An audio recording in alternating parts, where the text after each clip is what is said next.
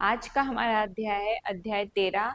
हमारा आवास पृथ्वी, एक अद्वितीय जीवनदायी ग्रह। अध्याय शुरू करने से पहले हम इस अध्याय से जुड़े कुछ महत्वपूर्ण तथ्य का वर्णन हम हमारे वैदिक विज्ञान के अनुसार करेंगे। कुछ तथ्य वैदिक विज्ञान के अनुसार जो वर्तमान विज्ञान है उसके माननीय नहीं है, जो यहाँ पे हम जिसका डिस्कशन कर रहे हैं। सबसे पहले, हमारा आवास पृथ्वी एक अद्वितीय जीवनदायी ग्रह है। ठीक है, ठीक है, यह तो बात हमने मानी कि हमारा ग्रह पृथ्वी एक अद्वितीय जीवनदायी ग्रह है। यहाँ पे हम ईश्वर ने इस प्रकार से इस पृथ्वी सृष्टि की रचना करी है जिसमें हमारे लिए उसने सारी व्यवस्थाओं को संतुलित रूप में निर्मित किया है। आपके पास यहाँ पे जल है पर्याप्त, आपको वन संसाधन मिले हैं, वायु मिली है, सभी मिले हैं, मृदा मिली है। लेकिन यहाँ पे प्रश्न आता है कि क्या केवल जीवनदायी ग्रह पृथ्वी ही है? वैदिक विज्ञान के अनुसार यह माननीय नहीं है कि केवल जीवनदायी ग्रह पृथ्वी ही है। क्योंकि ईश्वर ने इस सृष्टि की रचना की है तो उसने पूरी सृष्टि की संरचना बहुत सोच समझकर और बहुत विचार के साथ की है, जिसमें हम ये नहीं बोल सकते कि सिर्फ पृथ्वी पे ही जीवन है, और भी अन्य ग्रहों पे जीवन की पूरी संभावना है। आगे हम इसका आगे अध्ययन करेंगे। वैदिक विज्ञान के अनुसार देखेंगे कि पृष्ठ 215 पे एक पॉइंट दिया हुआ है, क्या कभी मंगल ग्रह पर जीवन था? तो वैदिक विज्ञान के अनुसार है सभी ग्रहों पर जीवन है। जैसे कि हमने बात करी कि हमारा आवास पृथ्वी, ईश्वर ने इसे बहुत ही संतुलित रूप में हमारे लिए बनाया है। ठीक है, लेकिन इसका ये मतलब नहीं है कि अन्य ग्रहों पर जीवन नहीं है। यहाँ पे वैदिक विज्ञान हमें बता रहा है कि सभी ग्रहों पर जीवन है, परंतु जैसा वहां वायुमंडल है वैसा ही वहां प्राणियों के शरीर होते हैं। जीवन वैदिक विज्ञान में अन्य ग्रहों पे भी जीवन बताया है, लेकिन जरूरी नहीं है कि वहां पे भी मनुष्य ही हो, हमारी तरह का ही मनुष्य हो। वहां क्या, जैसा जहां का वायुमंडल है वैसा ही वहां प्राणियों के शरीर होते हैं। ईश्वर की कोई भी रचना बिना प्रयोजन के नहीं है। ठीक है, आगे देखेंगे हम वैदिक विज्ञान मत। यहाँ पे दिया हुआ है, एतेषु हिदः सर्व वसुहित मेते हिदः सर्व वास्यन्ते तद्यदि सर्व वास्यन्ते तस्मदावसव इति। इसका भावार्थ दिया हुआ है कि पृथ्वी, जल, अग्नि, वायु, आकाश, चंद्र, नक्षत्र और सूर्य इनका वसु नाम है। इसलिए है कि इन्हीं में सब पदार्थ है और प्रजा बसती है। क्या नाम दिया है इन्हें? वसु,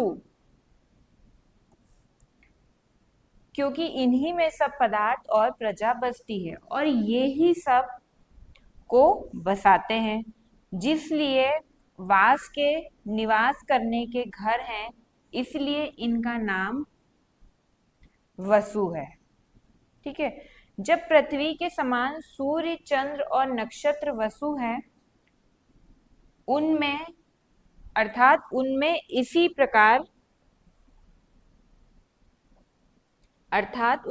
प्रकार प्रजा के होने में क्या संदेह है।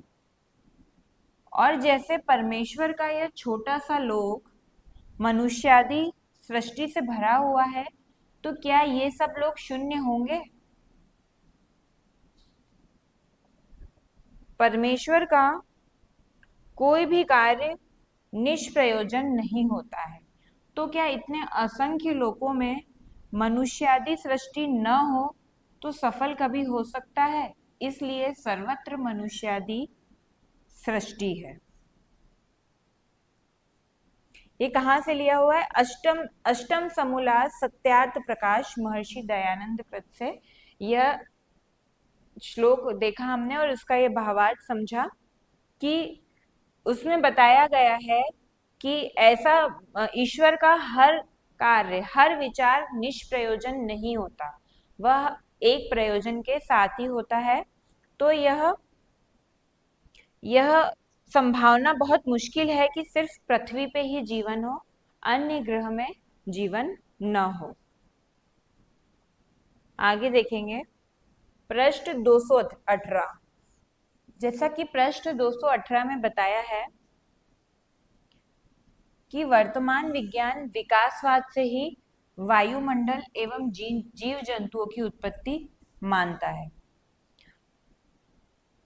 वर्तमान विज्ञान में हमने विकासवाद को जानते हैं, जिसमें बताया गया है कि जीव जंतुओं की उत्पत्ति या मनुष्य की उत्पत्ति विकास के द्वारा हुई है, धीरे धीरे हुई है। एक कोशिका से फिर पहले अस्तित्व में एक कोशिका आई, फिर मनुष्य का विकास हुआ। लेकिन वैदिक विज्ञान के अनुसार विकासवाद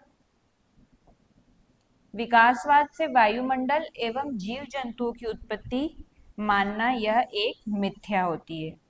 सृष्टि की उत्पत्ति के समय ही पृथ्वी पर पानी, कोयला, क्रूड ऑयल और प्राकृतिक गैसों का निर्माण हो चुका था, और यह पृथ्वी के तापमान नियंत्रण के लिए है। यहाँ पे क्या बताया गया है कि सृष्टि की उत्पत्ति के समय ही पृथ्वी पर पानी, कोयला, क्रूड ऑयल और बहुत सी प्राकृतिक गैसों का निर्माण हो चुका था, और यह पृथ्वी के इनका कार्य क्या है कि पृथ्वी के तापमान का नियंत्रण करना। क्योंकि जहाँ पानी, क्रूड ऑयल और कोयला आदि नहीं है, वहां पर तापमान में बहुत अधिक उतार चढ़ाव है। वहां पे क्या होता है, तापांतर उस जगह पे बहुत ज्यादा है। जैसे कि चंद्रमा में, वहां पर यह सब नहीं है, तो वहां तापांतर बहुत ज्यादा है। चंद्रमा पर दिन का तापमान सूर्य के प्रकाश वाले भाग में कितना होता है, लगभग 127 डिग्री सेल्सियस होता है, और रात में अंधकार वाले भाग में लगभग -173 डिग्री सेल्सियस होता है।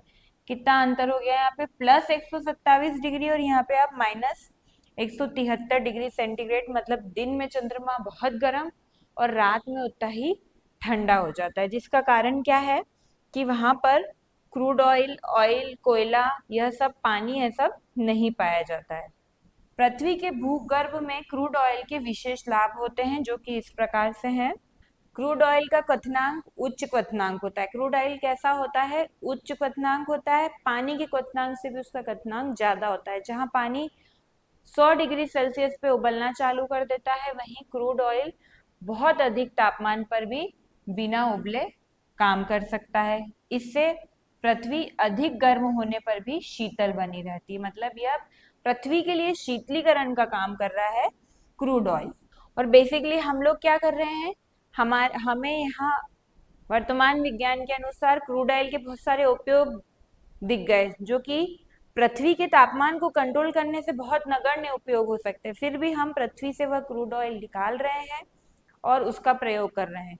हमने हमारी छोटी जरूरतों को तो क्रूड ऑयल के द्वारा पूरा कर लिया, लेकिन अब जो कि हम पृथ्वी से जो क्रूड ऑयल हमने निकालना चालू कर दिया, और ईश्वर ने इसकी संरचना किस पर्पज से की थी कि यह पृथ्वी को अधिक गर्म होने से बचाएगा। तो अब हम उस क्रूड ऑयल को ही निकाल के उपयोग करते जा रहे हैं, खत्म करते जा रहे हैं, इसलिए हमारी पृथ्वी का तापमान बढ़ता जा रहा है, जिसे हम किस नाम से जान रहे हैं, ग्लोबल वार्मिंग के नाम से जान रहे हैं। ठंडे क्षेत्रों में पानी 0 डिग्री सेंटीग्रेड पर जम सकता है। क्रूड ऑयल बहुत कम तापमान तक तरल बना रहता है। इसी के साथ एक और क्रूड ऑयल की क्या विशेषता होती है कि पानी में घुले लवण उसे विद्युत के चालक बनाते हैं। जल विद्युत का चालक होता है, वहीं तेल सामान्यतः विद्युत का खराब चालक होता है। क्योंकि पानी में लवण रहते हैं घुले हुए, इसलिए वह विद्युत का चालक होता है, और तेल विद्युत का सामान्य रूप से खराब चालक होता है। उपरोक्त तथ्यों को देखते हुए हमें कोयला एवं क्रूड ऑयल का प्राकृतिक गैसों का उपयोग नहीं करना चाहिए। हम यह जान अब तो हम यह जान गए हैं कि क्रूड ऑयल कहाँ ज्यादा जरूरी, पृथ्वी के ऊपर या पृथ्वी के अंदर। इसलिए हमें क्रूड ऑयल के जैसे कोयला और प्राकृतिक गैसों का प्रयोग नहीं करना चाहिए, जिससे कि ईश्वर ने उसे जिस कार्य के लिए उसकी रचना करी है वह कार्य सुचारू रूप से चलता रहे, जो कि है पृथ्वी के तापमान को कम बनाए रखना। आगे देखेंगे, पृष्ठ 220 अध्याय में बताया है कि समय के साथ साथ परिवर्तन होता जाता है। यह भी विकासवाद से रिलेटेड है, जिसमें कि किसी जीव में, किसी जंतु में या किसी पादप में समय के साथ साथ धीरे परिवर्तन आता है। वह बताता है कि धीरे धीरे समय के साथ उसमें एडॉप्टेशन आ गया है। जो भी वैदिक विज्ञान उसे मिथ्या मानता है। सभी निर्माण ईश्वर प्रयोजन अनुसार करता है, जो माता पिता से उनकी संतति में छोटे छोटे परिवर्तनों की अनुमति देता है। ईश्वर ने जो निर्माण किया है, प्रत्येक निर्माण एक प्रयोजन के द्वारा हुआ है, जिसमें उसने परिवर्तन की अनुमति कहाँ पर है? माता पिता से उसकी संतति में छोटे छोटे परिवर्तन की अनुमति देता है। एवं ऊंट का जो उदाहरण दिया गया है उसमें, इस पेज पे, कि समय के साथ साथ ऊँटों में चर्बी जमा होती गई और उनकी कुबड़ का निर्माण हो गया। यह समय के साथ परिवर्तन हुआ, तो यह ऊँटों में चर्बी जमा होने के कारण कुबड़ विकसित हो गया। यह दोनों कथन क्या है? मिथ्या है। ठीक है, यह कथन समय के साथ परिवर्तन का क्या उदाहरण यहाँ दिया है कि ऊँटों में चर्बी जमा हो गई, और दूसरा क्या है? कुबड़ का विकास हो गया। तो ये दोनों ही कथन वैदिक विज्ञान इसका खंडन करता है, यह एक मिथ्या है। और विकासवाद सिद्धांत भी एक मिथ्या है। इसीलिए विकासवाद सिद्धांत को भी मिथ्या बोला गया है, क्योंकि हमारे वैदिक ग्रंथों में यह बताया गया है कि ईश्वर ने मनुष्य की उत्पत्ति करी है। आगे देखेंगे। आगे अब हमारे अध्याय की शुरुआत करते हैं। हम वैदिक विज्ञानों के महत्वपूर्ण तथ्यों को ध्यान में रखते हुए इस अध्याय का अध्ययन करेंगे। हमारी पृथ्वी दिखाई गई है, बहुत सुंदर ईश्वर की रचना। अध्याय हमारा आवास पृथ्वी एक अद्वितीय जीवनदायी ग्रह। इसमें देखेंगे, हमने कक्षा 6 और 7 के जिज्ञासा में क्या देखा कि पृथ्वी सूर्य की परिक्रमा करने वाला एक साधारण ग्रह नहीं है, अपितु यह एक ऐसा ग्रह है जिस पर जीवन संभव है। यह विविध दृश्य भूमियों, ऊंचे पर्वतों, विशाल महासागर और असीमित मरुस्थलों, हरे भरे वनों से परिपूर्ण है। इसकी यह विशेषता जीवन के लिए उपयोगी और सहायक है। वर्तमान में उपग्रहों की सहायता से हम पृथ्वी के अद्भुत छाया चित्र लेते हैं और जिन्हें हम देखते हैं। आगे देखेंगे, यह कृत्रिम उपग्रह पृथ्वी के कई छाया चित्र लेते हैं और उसे सामान्य मनुष्य हम देखते हैं और उसका अध्ययन करते हैं। ऐसे उपग्रह छाया चित्र पृथ्वी पर पौधों एवं समुद्र के सूक्ष्म जीवों का अध्ययन करने में सहायता करते हैं। इसके साथ ही समुद्र के तापमान, तेल रिसाव एवं वायु की दिशा का भी पता लगा सकते हैं। इस अध्याय में हम उन विशेष परिस्थितियों का पता लगाएंगे जो पृथ्वी को जीवों के लिए एक उपयुक्त आवास बनाती है। वर्तमान विज्ञान के द्वारा हमें यह भी पता है कि बहुत से ग्रह होते हुए पृथ्वी ही एकमात्र ऐसा ग्रह है जहां पर जीवन सभी रूपों में विद्यमान है एवं पनप रहा है। ठीक है, अभी वर्तमान विज्ञान के द्वारा हमें यही ज्ञात है कि पृथ्वी ही ऐसा ग्रह है जहां पर जीवन है, लेकिन हम वैदिक विज्ञान या वैदिक ग्रंथों के द्वारा यह जानते हैं कि यह आवश्यक नहीं है कि पृथ्वी ही ऐसा ग्रह हो जहां जीवन हो।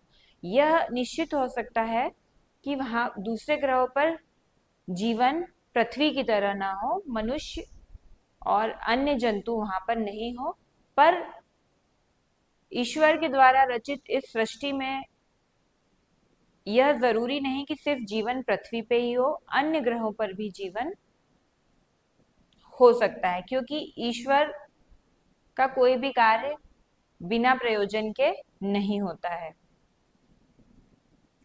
अब यहाँ पे पृथ्वी की बात करेंगे हम कि पृथ्वी ग्रह की सतह पर एक बहुत ही पतली परत पर पर्वत, नदियां, जल, जंगल, जीव, मनुष्य सभी होते हैं। ठीक है।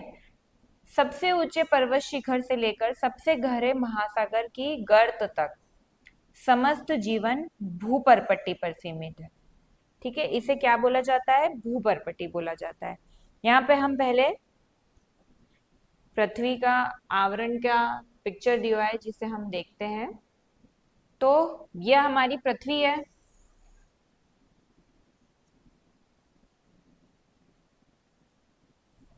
यह जो सबसे इसकी ऊपर की लेयर है यह है भूपर्पट्टी, फिर है यह ऊपरी प्रवार, फिर उसके बाद आता है अधः प्रवार, फिर आता है यह बाहरी कोट और ये आता है अंदर का आंतरिक कोट।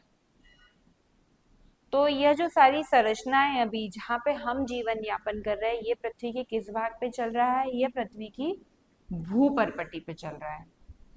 ये जो नदियां, समुद्र, पहाड़ ये सब है, ये कहाँ पर है? ये पृथ्वी की भूपर्पट्टी पर है। आगे देखेंगे, यदि पृथ्वी सेब के आकार की तरह होती, जैसा कि यहाँ दिखाया गया है, तो उसका जो छिलका होता है वो भूपर्पट्टी की तरह होता। वस्तुतः यह अत्यंत पतली जीवन सहायक परत ही पृथ्वी को विशिष्ट बनाती है। ये जो भूपर्पट्टी वाली संरचना है यही पृथ्वी को विशिष्ट बना रही है, क्योंकि यहीं पर सबसे ज्यादा जीवन है। आगे देखेंगे, ऐसी कौन सी विशेषताएं हैं जिसमें जीव जंतु पनपते हैं और वे जीवित रह पाते हैं? कहाँ पर? पृथ्वी पर।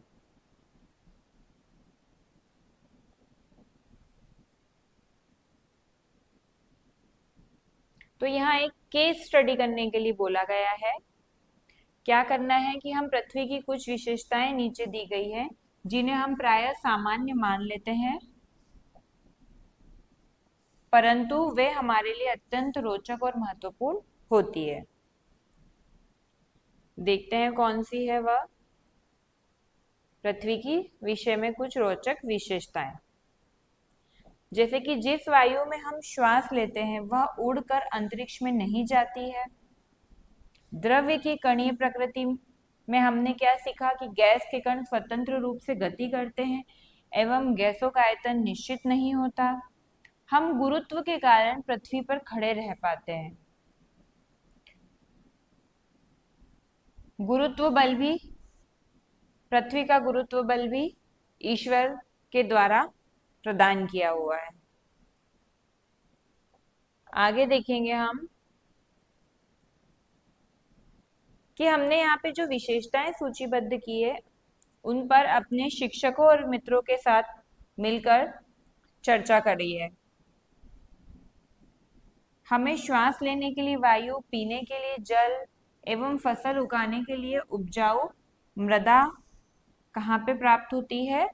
पृथ्वी पे प्राप्त होती है। पृथ्वी हमें चट्टान, लकड़ी, अन्य पदार्थ भी उपलब्ध करवाती है जिनसे हम अपने घर, भवन और सड़कें बनाते हैं। आप यह जानने के लिए उत्सुक होंगे कि ऐसी कौन सी परिस्थितियां हैं जो पृथ्वी को एक अद्वितीय ग्रह बनाती है।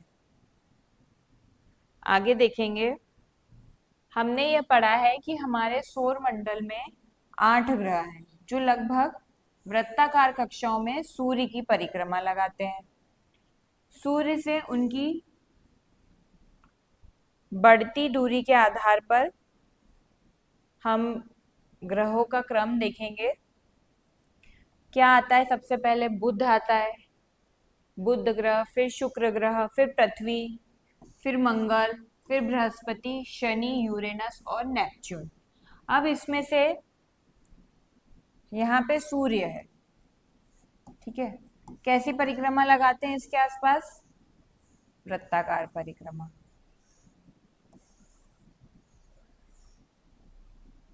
यहाँ पे हो गया बुध, यहाँ पे हो गया शुक्र, और ये यहाँ पे हो गया पृथ्वी। इसी तरह से ये क्रम आगे चलता रहता है।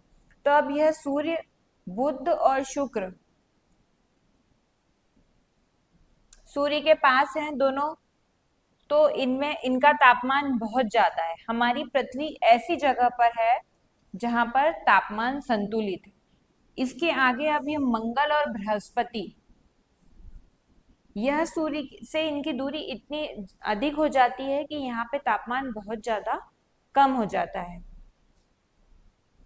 तो एक कारण तो यहाँ पे पृथ्वी का संतुलित दूरी पे होना है, जिससे कि तापमान यहाँ का जीवन के लिए अनुकूलित है। जैसे कि यहाँ पे कुछ ग्रहों के उदाहरण दिए हुए हैं, जैसे बुध, शुक्र और पृथ्वी। तो बुध का तापमान कितना बताया? 170 डिग्री। और शुक्र का तापमान कितना बताया है? 450 डिग्री।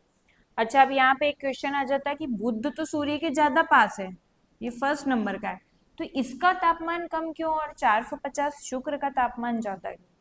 इसका कारण है शुक्र पे उपस्थित उसका वायुमंडल।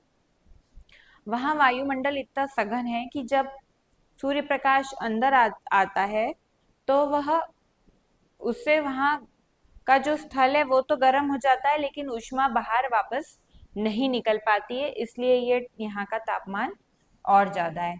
पृथ्वी का तापमान कितना है इन दोनों की तुलना में? सिर्फ 15 डिग्री सेंटीग्रेड।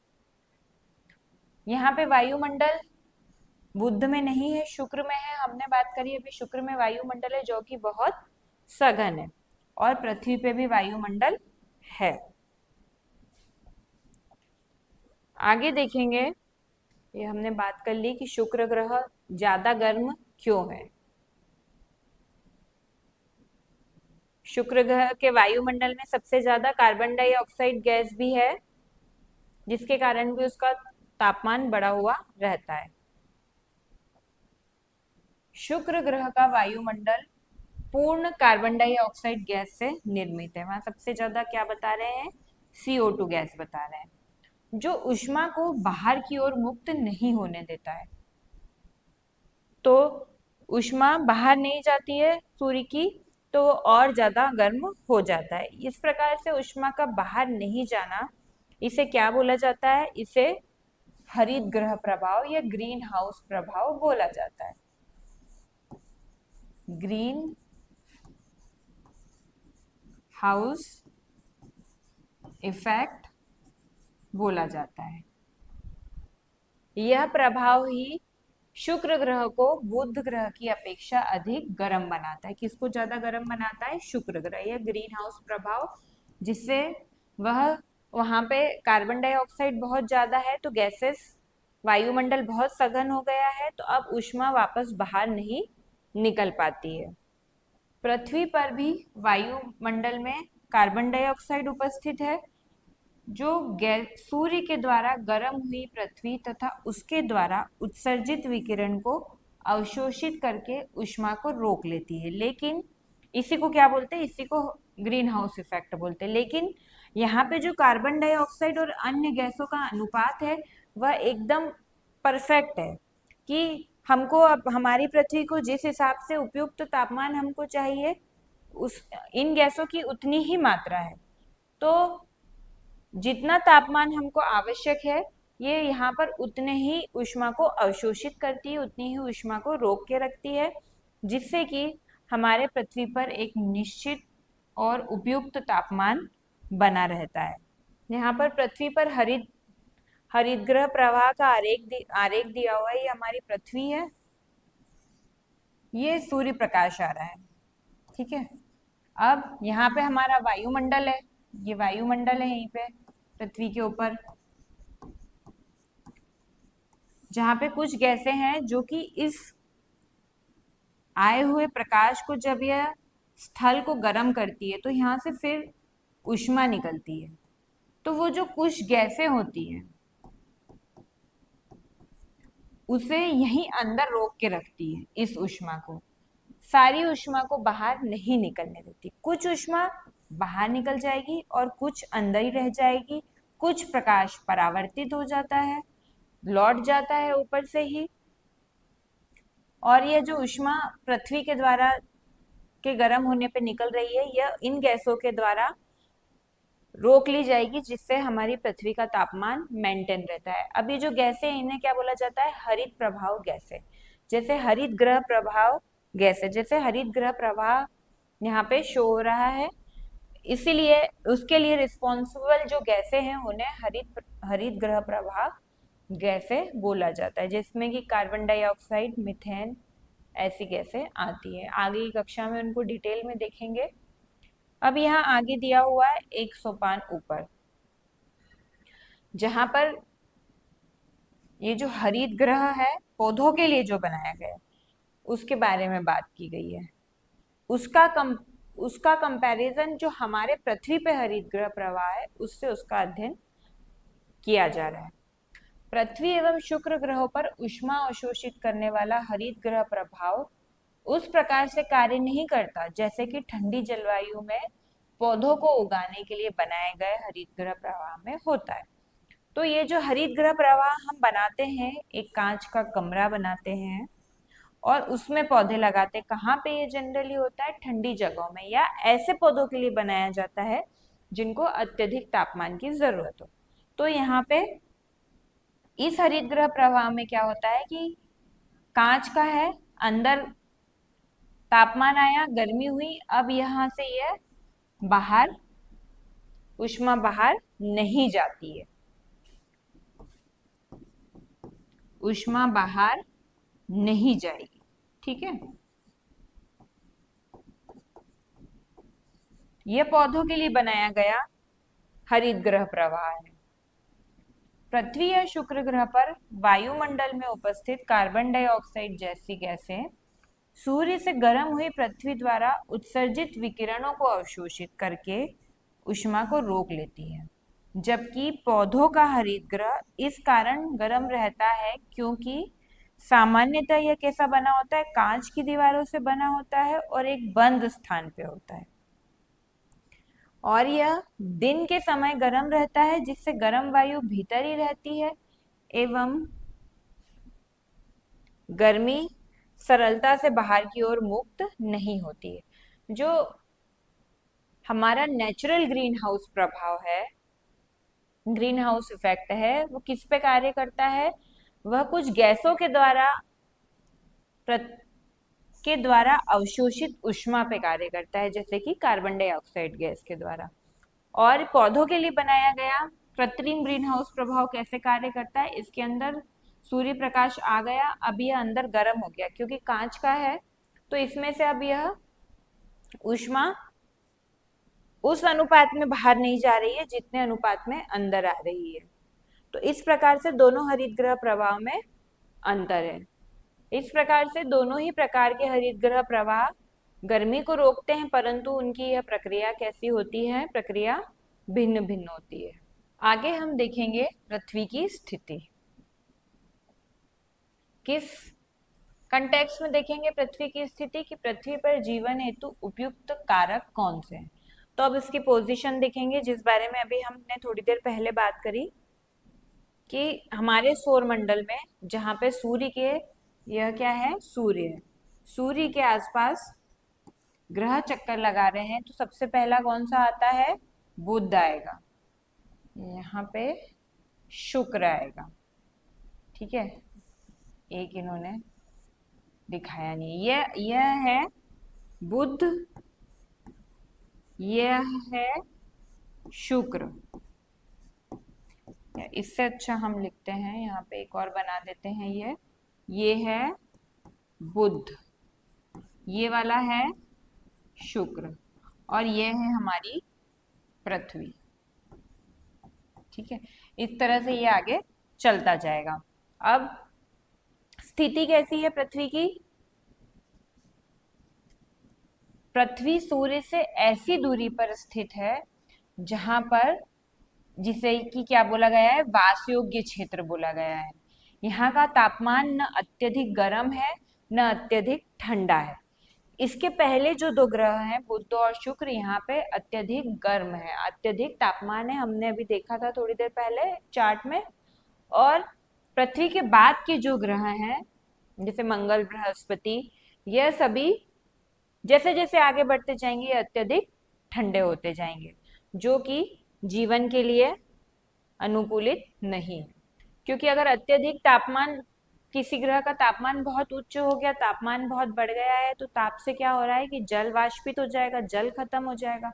अगर तापमान बहुत कम हो गया है तो वहां का जल अब किस रूप में हो जाएगा? जल जम जाएगा।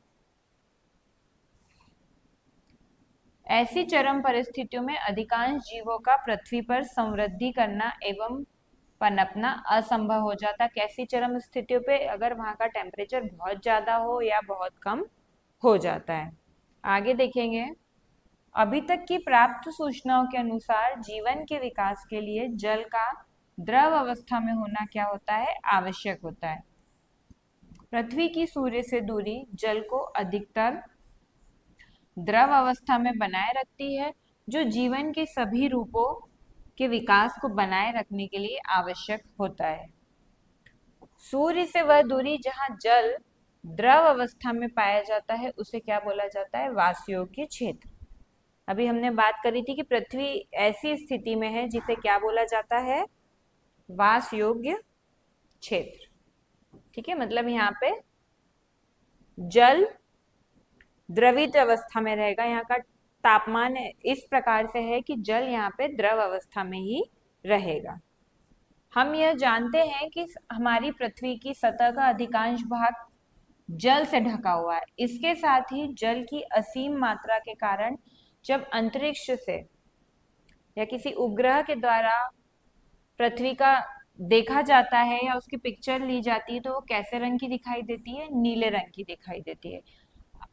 इसीलिए पृथ्वी को एक और नाम क्या दिया जाता है? हम एक और क्या बोलते हैं? हमारी पृथ्वी को नीला ग्रह भी बोला जाता है। एक सोपान ऊपर में बताया गया है कि क्या कभी मंगल ग्रह पर जीवन संभव था? अध्याय की शुरुआत में हम इस तथ्य पे हम वैदिक विज्ञान के अनुसार हमारे विचार रख चुके हैं कि मंगल ग्रह सूर्य के वासयोग्य क्षेत्र के सीमांत क्षेत्र पर स्थित है। ये हमें पता है कि ये सीमांत वासयोग्य क्षेत्र के पास में सबसे अब कौन ही है? मंगल ग्रह है। और ईश्वर ने इसकी रचना करी है, तो उसकी रचना के पीछे यह कोई ना कोई प्रयोजन तो होगा। यहाँ पे ये शून्य नहीं हो सकता।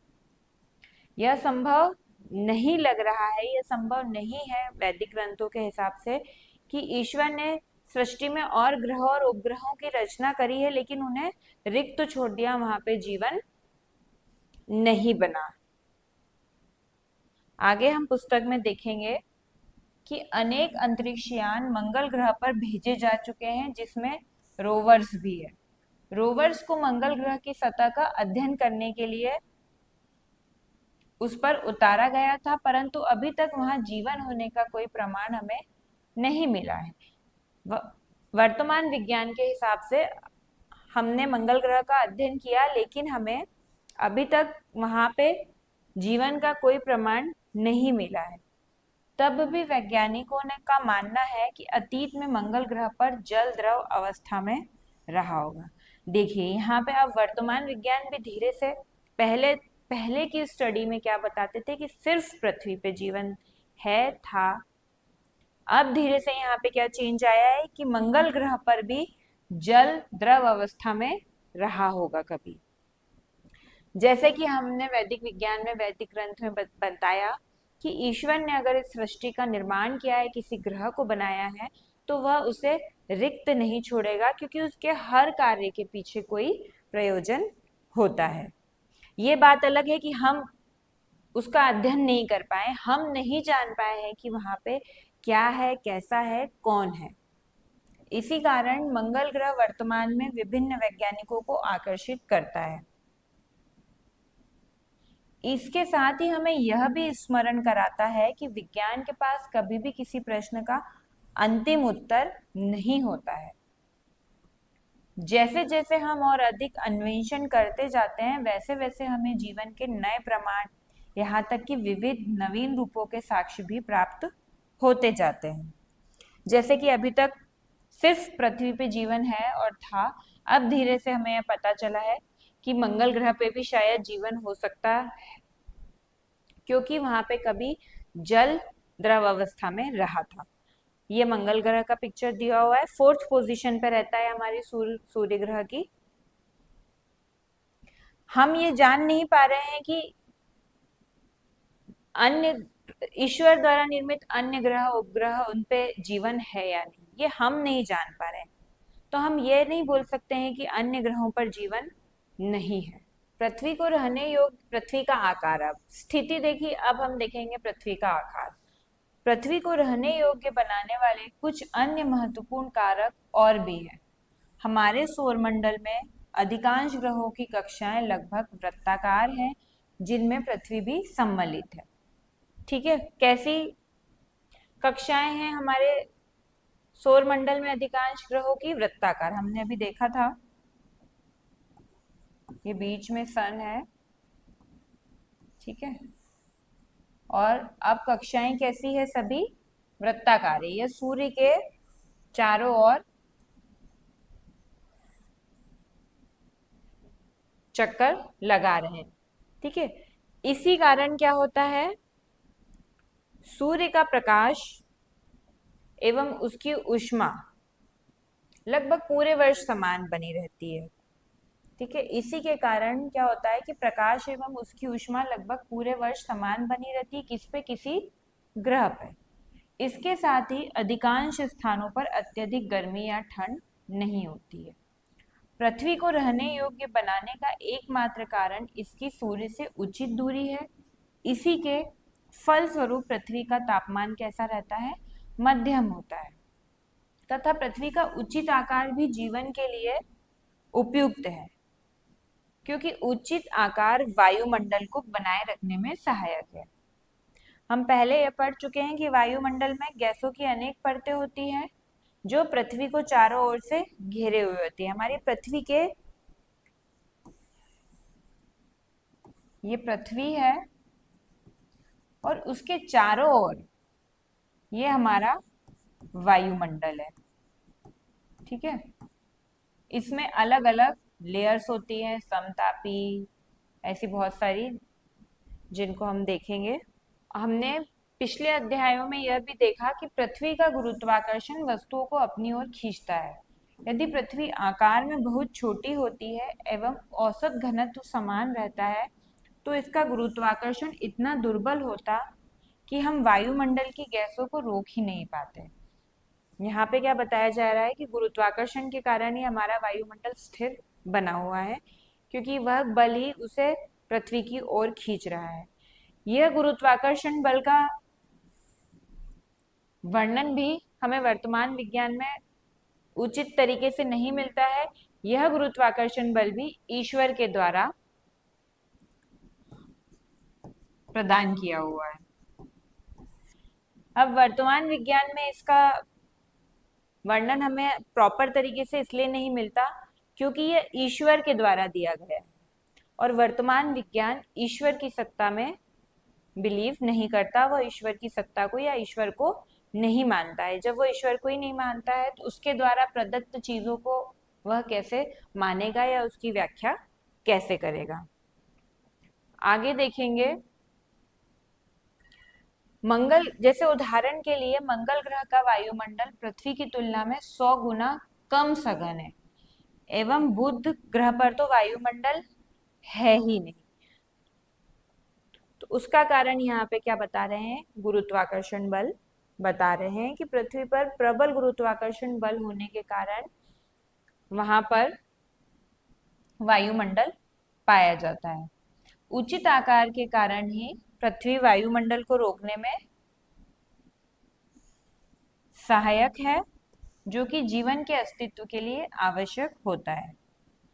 पृथ्वी के वायुमंडल में उपस्थित ऑक्सीजन श्वास लेने में सहायक है, एवं यह पृथ्वी पर लगभग सभी प्रकार के जीवों के लिए आवश्यक है। इसके अतिरिक्त ऑक्सीजन की एक महत्वपूर्ण भूमिका यह भी होती है कि हमारे वायुमंडल में कुछ ऑक्सीजन ओजोन में परिवर्तित हो जाते हैं और वायुमंडल में एक ओजोन नाम की परत बनाते हैं, जो कि क्या करती है, सूर्य प्रकाश में आने वाली हानिकारक या अधिक गर्म किरणों को रोकती है। ये हमारा सूर्य हो गया। अब ये हमारा वायुमंडल हो गया। ठीक है। इस वायुमंडल में ऑक्सीजन ओजोन में परिवर्तित हो जाता है एक लेयर में, और कैसी लेयर बना देता है, ओजोन लेयर। अब ये ओजोन का क्या काम है कि सूर्य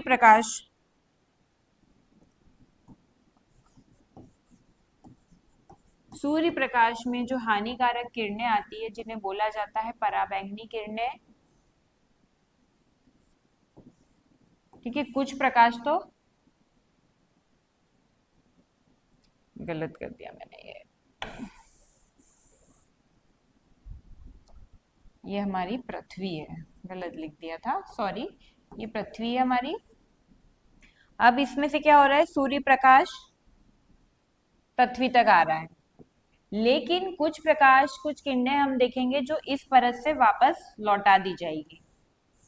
यहाँ आया और इसे वापस यहाँ से लौटा दिया, ये भी यहाँ आया और इसे यहाँ से वापस लौटा दिया। यह किरणें कौन सी हैं? यह पराबैंगनी किरणें हैं। इनका नाम हमने दिया है पराबैंगनी किरणें, जो कि हमारे लिए हानिकारक होती हैं। तो ऑक्सीजन के दो कार्य हो गए, वायु में उपस्थित ऑक्सीजन के दो कार्य हो गए। एक तो वह सभी सजीवों के लिए आवश्यक है, श्वास लेने में सहायक होती है, और दूसरी ऑक्सीजन ओजोन के रूप में परिवर्तित हो जाती है, जो कि ओजोन परत बनाती है और सूर्य की हानिकारक पराबैंगनी किरणों को पृथ्वी तक नहीं आने देती है, रोकती है। आगे देखेंगे अब हम, दिया हुआ है हमें हमारी वैज्ञानिक परंपरा। भारतीय अंतरिक्ष अनुसंधान संगठन इसरो द्वारा वर्ष 2013 में प्रक्षेपित मंगलयान, एक मंगलयान नाम का अंतरिक्ष विमान हमने मंगल ग्रह पे भेजा था 2013 में। मंगलयान ऐसे उपकरण अपने साथ लेकर गया था जो मंगल ग्रह के वायुमंडल, सतह एवं अतीत में उपस्थित जल के संकेतों का अध्ययन कर सकते थे।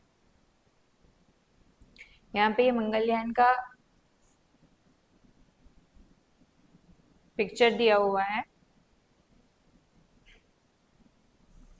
मंगलयान ने विश्व को दिखाया कि भारत अंतरिक्ष विज्ञान में कुशल एवं कम लागत वाली तकनीक से भी बड़ी उपलब्धियां प्राप्त कर सकता है। अतः इस तकनीक ने मंगल ग्रह के विषय में और अधिक जानने में हमें सहायता की। 2013 में सबसे पहले मंगलयान हमने मंगल ग्रह पे भेजा, और वैज्ञानिकों के द्वारा उसमें कुछ ऐसे उपकरण लगाए जो वहां मंगल ग्रह पे जाके यह पता लगाए कि वहां पर जल है या नहीं, वायुमंडल है या नहीं। आगे देखेंगे पृथ्वी का चुंबकीय क्षेत्र। कक्षा 6 में हमने क्या देखा था, एक अध्याय में हमने देखा था चुंबक सदैव एक निश्चित दिशा में स्थिर हो जाता है।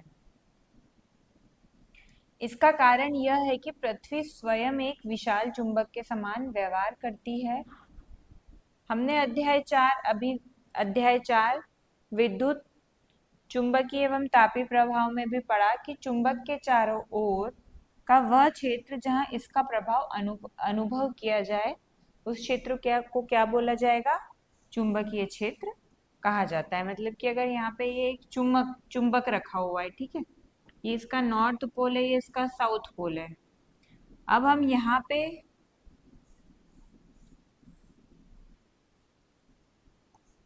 लोहे की कुछ चीज ला रहे हैं, ठीक है, तो ये लोहा यहाँ पर चुंबक से प्रतिकर्षित होगा, तो उसका यह इतना एरिया क्या हो गया, इस चुंबक का चुंबकीय क्षेत्र हो गया। अब हमने क्या करा कि इसको यहां से हटा दें, अब हमने इस टुकड़े को यहाँ दूरी पे रख दिया थोड़ा सा लोहे के। अब वह इस चुंबक से आकर्षित नहीं हो रहा है, चुंबक की ओर नहीं जा रहा है। तो मतलब यहाँ पे अब इस चुंबक का चुंबकीय क्षेत्र नहीं है। यह एरिया जहाँ वह एरिया जहाँ कोई चुंबक अपनी ओर किसी चुंबकीय पदार्थ को आकर्षित करे या सेम अन्य चुंबक के सेम पोल को प्रतिकर्षित करे, वह क्षेत्र उस चुंबक का क्या कहलाता है? चुंबकीय क्षेत्र कहलाता है। ऐसा माना जाता है कि पृथ्वी के क्रोड में पिघले हुए लोहे की गति ही पृथ्वी के चुंबकीय क्षेत्र का कारण है। वर्तमान विज्ञान के अनुसार क्या बताया जा रहा है कि जो पृथ्वी का क्रोड है, जो सेंटर पार्ट है, वहां पे पिघला हुआ लोहा होता है जिसकी गति के कारण पृथ्वी को चुंबकीय क्षेत्र मिला हुआ है।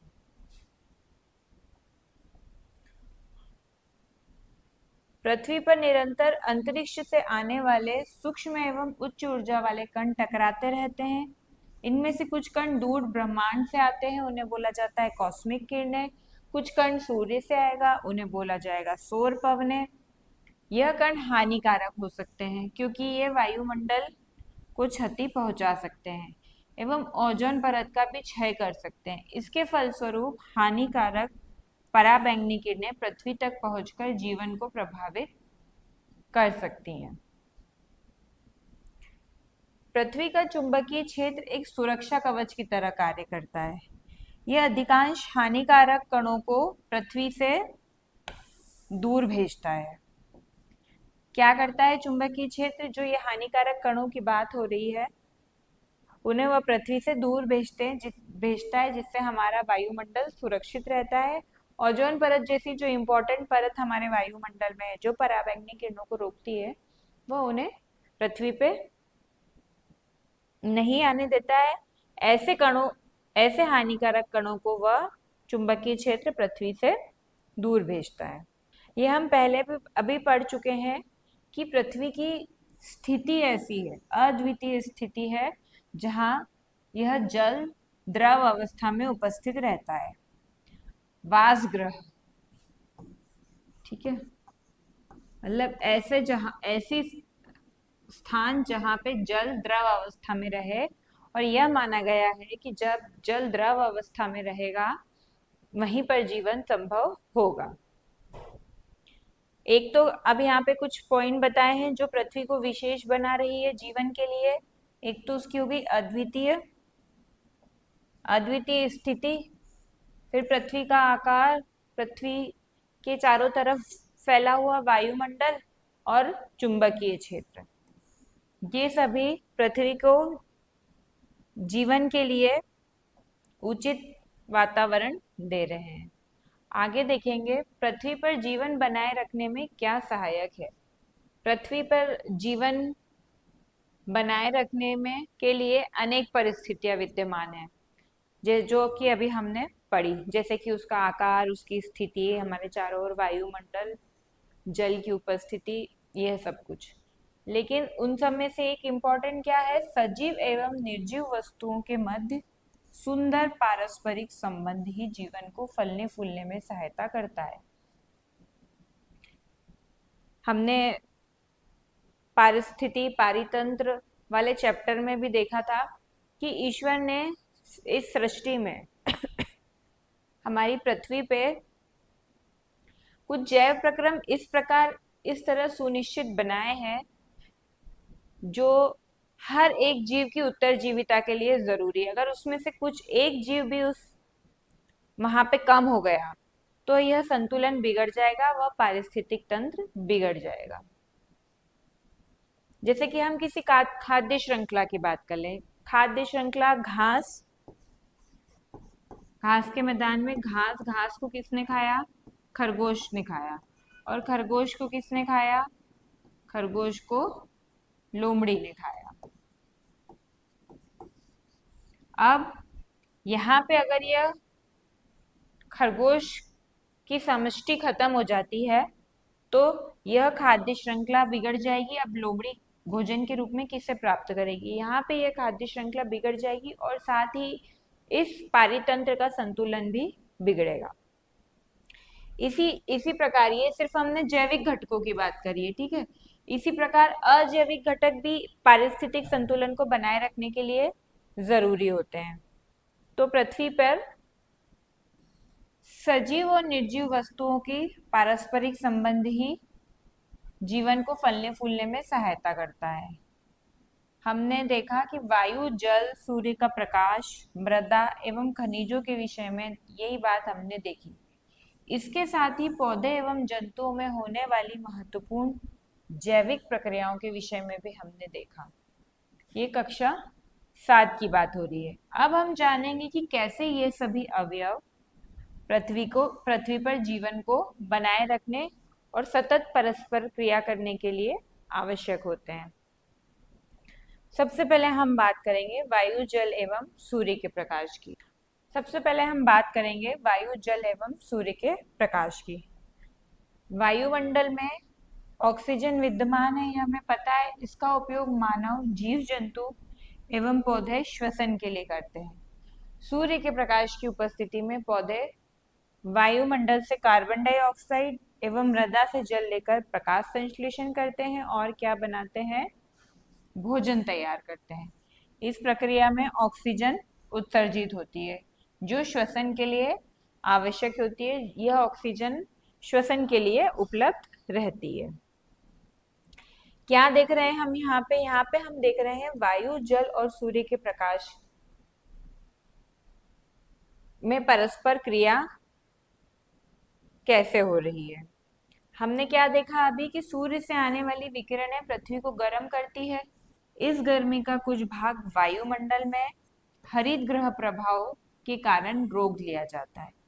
यह प्रभाव कैसा होता है? जितनी सूर्य प्रकाश पृथ्वी पे आ रहा है उतना पूरा नहीं होता, उसका बहुत कम अंश होता है, लेकिन यह इतना पर्याप्त होता है पृथ्वी के तापमान को बनाने के लिए कि जल द्रव अवस्था में रहे।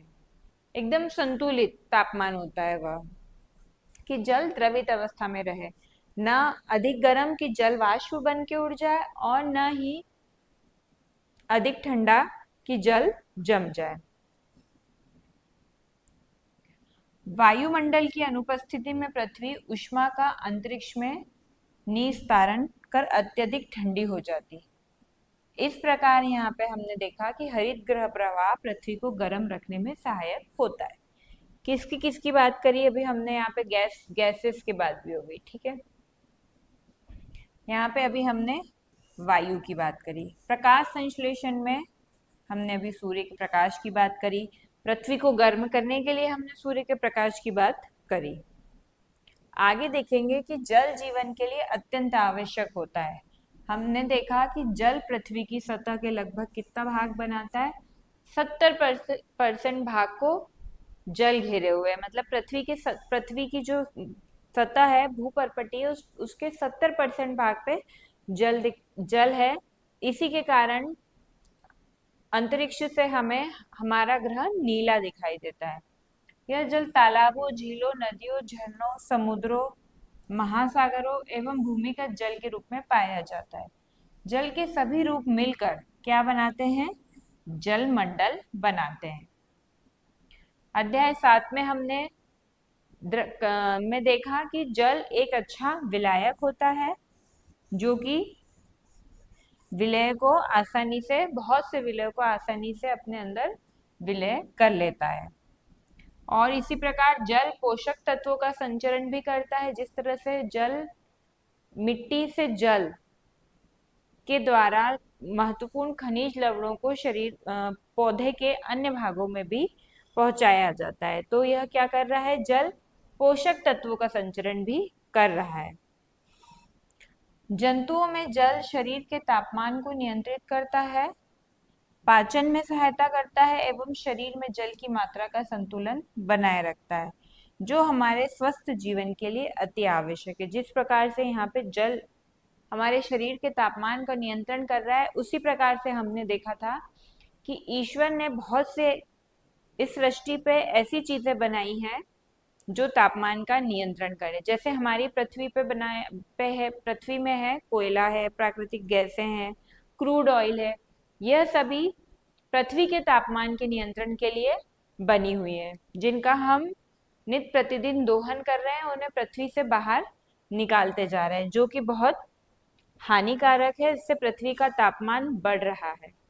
यदि पृथ्वी का अधिकांश भाग जल से ढका हुआ है, फिर भी महासागरों की गहराई में रहने वाले जीवों के विषय में हम अभी ठीक प्रकार से नहीं जानते हैं। अलवणीय जल फसलों को उगाने के लिए एवं विश्व में सभी स्थानों पर मनुष्य का अस्तित्व बनाए रखने के लिए भी आवश्यक है। ये हमने जल मंडल की बात करी कि महासागर जहाँ पे लवणीय जल होता है और अलवणीय जल जो हमारे अन्य पानी के स्रोतों में होता है। यहाँ पे महासागर में इसमें करोड़ों छोटे जीवों और प्लवकों से लेकर विशाल व्हेल मछली तक वास होता है, जिनके बारे में अभी और अध्ययन करना है। यहाँ हम इन पॉइंट्स को देखकर यह डिस्कस कर रहे हैं कि पृथ्वी पर जीवन क्यों संभव हो पाया है इन अजैविक घटकों से। तो हमने वायु देखा, सूर्य प्रकाश देखा, और अभी क्या देखा है हमने, यह जल। वायु में उपस्थित जल वाष्प के द्वारा बादलों का निर्माण होता है एवं यही जल वाष्प वर्षा या बर्फ के रूप में पुनः भूमि पर आती है। इससे नदियों, झीलों एवं भूमि में जल पुनः भर जाता है।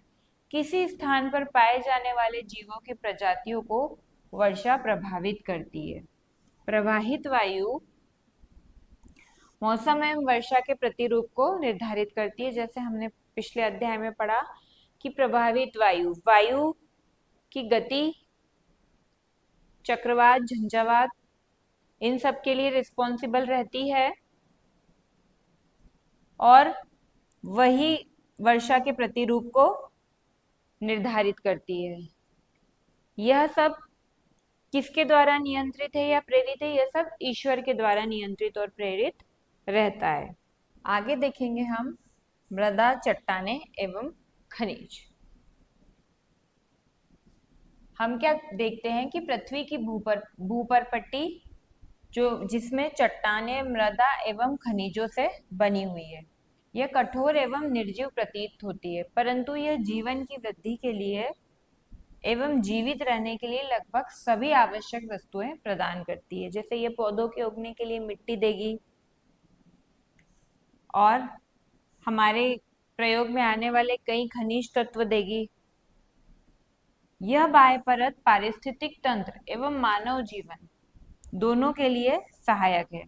पृथ्वी का वह ठोस भाग जिसमें चट्टाने, मृदा और खनिज तत्व आते हैं, वह क्या कहलाता है? वह भूमंडल कहलाता है। अभी हमने जल मंडल देखा था, अब हम किसको देख रहे हैं? भूमंडल किसे कहते हैं यह हमने देखा, जिसमें चट्टाने, मृदा एवं खनिज पदार्थ सम्मिलित होते हैं। मृदा एक साधारण धूल जैसी होती है, परंतु इसमें क्या होता है? पोषक तत्व होते हैं जो कि किसी वृक्ष या किसी फसल के लिए आवश्यक होते हैं। और ये पोषक तत्व क्या होंगे? नाइट्रोजन और पोटेशियम होते हैं। ये पोषक तत्व चट्टानों के मध्य अपक्षय एवं पौधों व जंतुओं के अवशेषों से प्राप्त होते हैं। जो पौधे और जंतु मृत अवस्था में है या उनके जो अपशिष्ट मिट्टी पर पड़े हुए हैं, वो धीरे धीरे अपघटित होके सरल रूप में टूटते हैं। यह अपघटन है, यह हमने पढ़ा। तो वह अपघटित होके जनरली उनमें से क्या बनता है? नाइट्रोजन, पोटेशियम और कार्बन भी बनता है। ठीक है, तो ये नाइट्रोजन और पोटेशियम जो है वह मिट्टी की उर्वरकता को बढ़ाते हैं। इसलिए यहाँ पे बोला गया है पोषक तत्व चट्टानों के मंद अपक्षरण एवं पौधों और जंतुओं के अवशेषों से प्राप्त होते हैं। पृथ्वी पे अनेक प्रकार की भू आकृतियां जैसे चट्टाने, मृदा इत्यादि विद्यमान है। इस विविधता एवं इन्हें आकार देने वाले प्रक्रम को क्या बोला जाता है? भू विविधता कहा जाता है। भूमंडल, जल मंडल और अब है ये भू विविधता, जिसमें पृथ्वी पे पाई जाने वाली अनेक प्रकार की आकृतियों के बारे में बात हो रहा है, जो कि चट्टाने, मृदा, पर्वत कुछ भी हो सकता है। यह अद्वितीय पर्यावासों के सृजन में सहायता करती है, जहाँ विभिन्न प्रकार के जीव पनप सकते हैं। प्रकृति के निर्जीव भाग जैसे मृदा, चट्टानें एवं जल मात्र पृष्ठभूमि ही नहीं, अपितु ये स्वयं जीवन की कहानी को आकार देने में सहायक है। यहाँ पे ये भू विविधता जो हमने पढ़ा उसका पिक्चर दिया हुआ है। जल स्रोत है, पहाड़ है, ग्लेशियर भी है जहाँ पे से पानी पिघल के नदियों में आ रहा है, घास के मैदान है। यह भू विविधता का पिक्चर दिया हुआ है। अब अगला पॉइंट क्या दिया हुआ है, पौधे, जंतु एवं सूक्ष्म जीव। फर्स्ट क्या पढ़ा था हमने, फर्स्ट में हमने पढ़ा था वायु, ठीक है, वायु, जल। दूसरे में क्या पढ़ा था हमने, मृदा, खनिज, चट्टाने। अब हम क्या देख रहे हैं, पौधे, जंतु एवं सूक्ष्म जीव, मतलब कि सजीव पोर्शन देख रहे हैं। अभी तक हमने निर्जीव या अजैविक घटकों के बारे में देखा था, अब हम देखेंगे सजीव के बारे में। पृथ्वी जीवन से परिपूर्ण है, जिसमें वृक्षों, झाड़ियों, जड़ी बूटियों से लेकर जंतु, कीट पतंगों एवं नग्न आंखों से न दिखाई देने वाले अत्यंत सूक्ष्म जीव विद्यमान है। हमें यह पता है कि पृथ्वी पे बहुत प्रकार के सजीव पाए जाते हैं। वह स्थान जहाँ जीवित प्राणी रहते हैं, वे सभी से मिलकर क्या बनाते हैं, जैव मंडल बनाते हैं। हमने क्या क्या पढ़ लिया अभी, कुछ नए नए वर्ड, जैसे कि एक था भूमंडल, जलमंडल, भू विविधता, और अभी है जैव मंडल।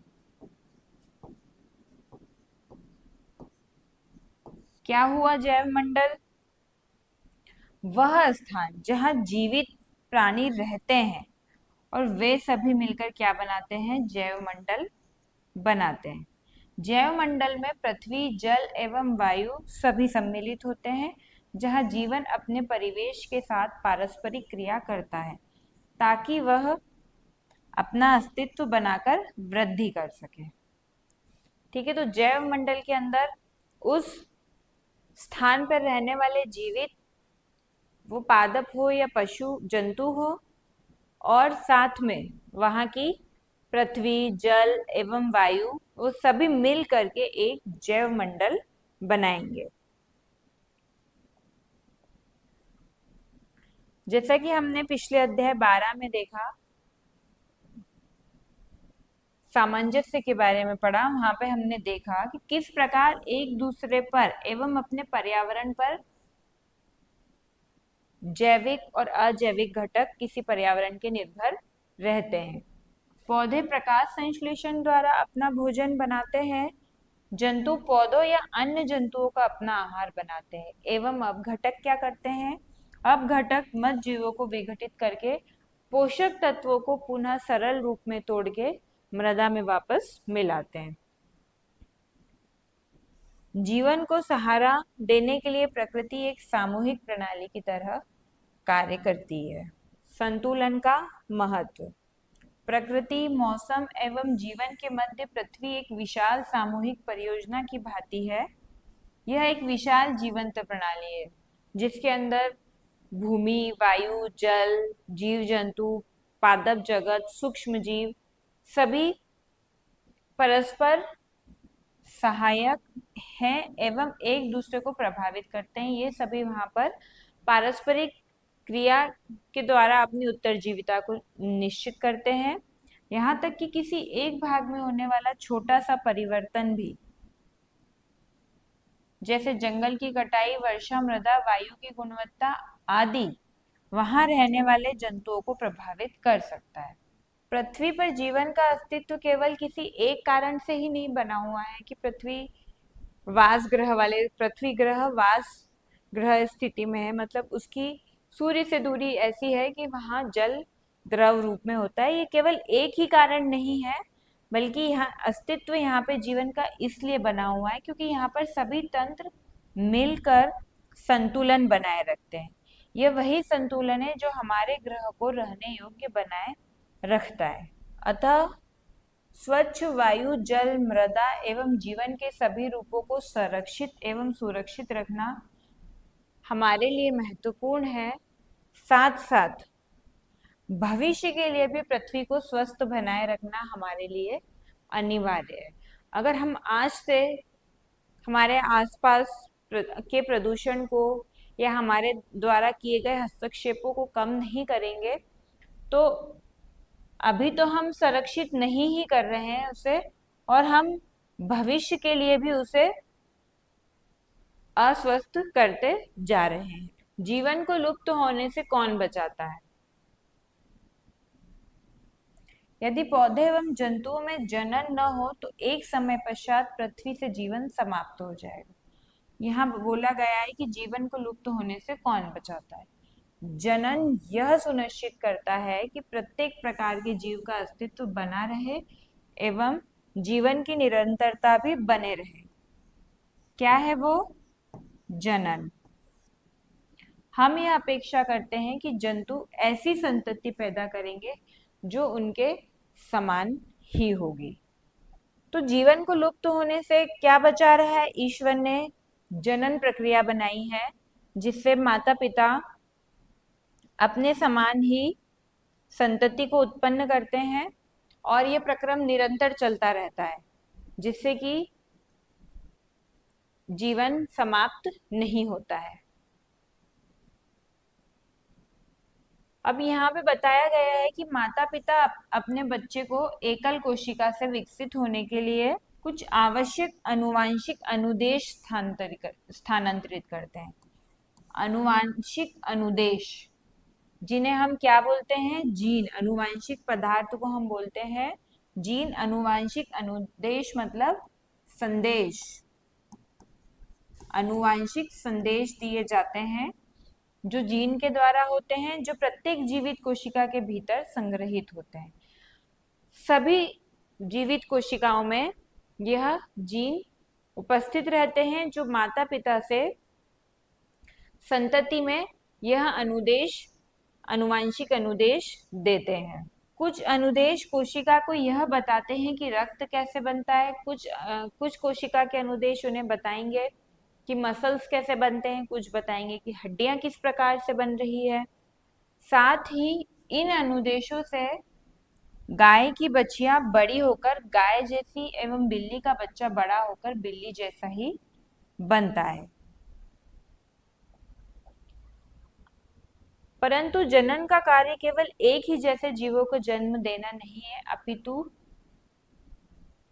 यह माता पिता से उसकी संतति में स्थानांतरित होने वाले अनुदेशों में भी छोटे छोटे परिवर्तन करने की अनुमति भी देता है।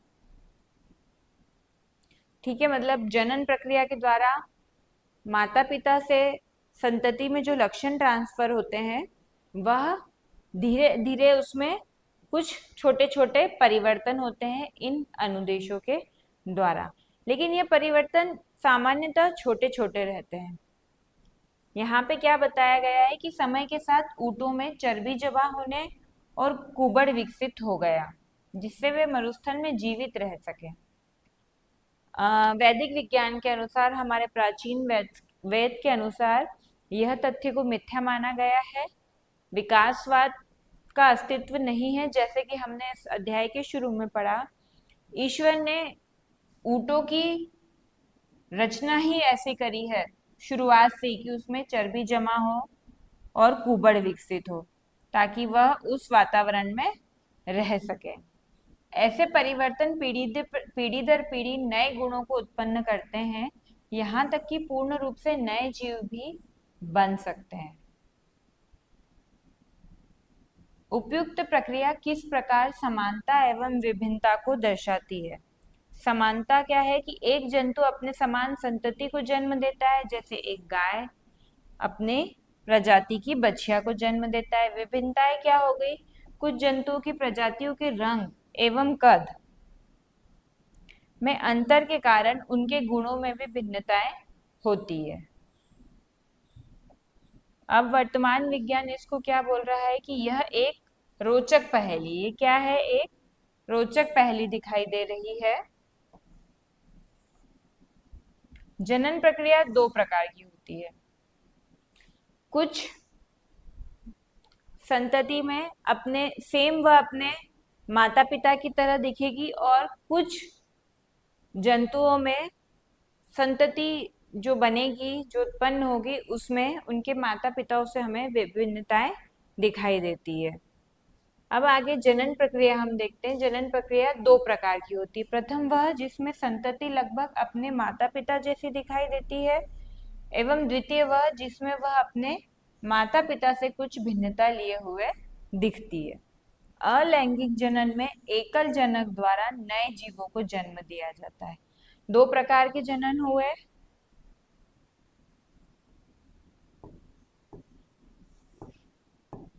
अलैंगिक जनन एवं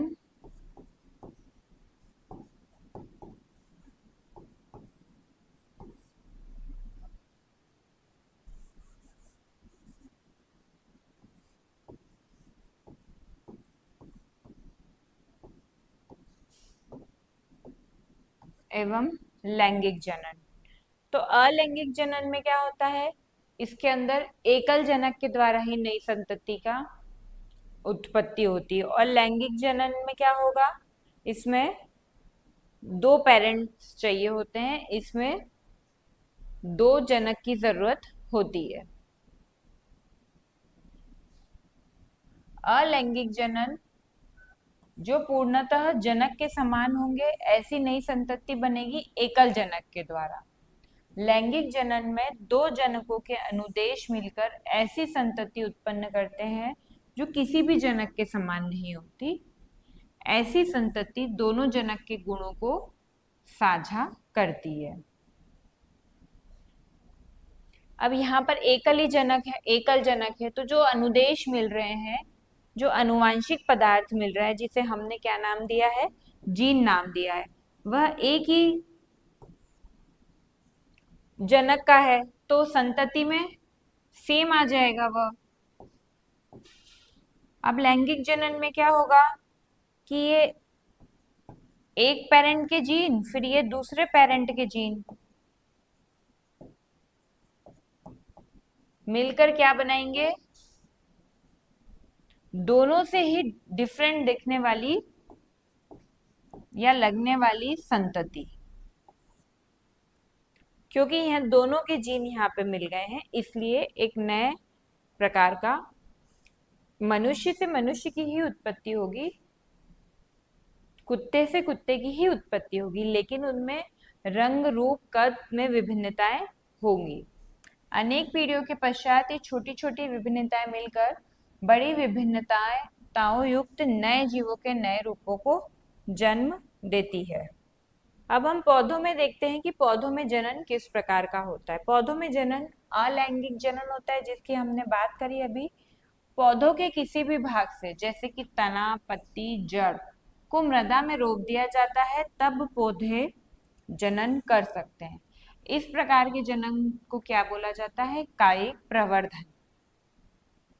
ठीक है, कायिक प्रवर्धन अलैंगिक पौधों में अलैंगिक जनन का उदाहरण है।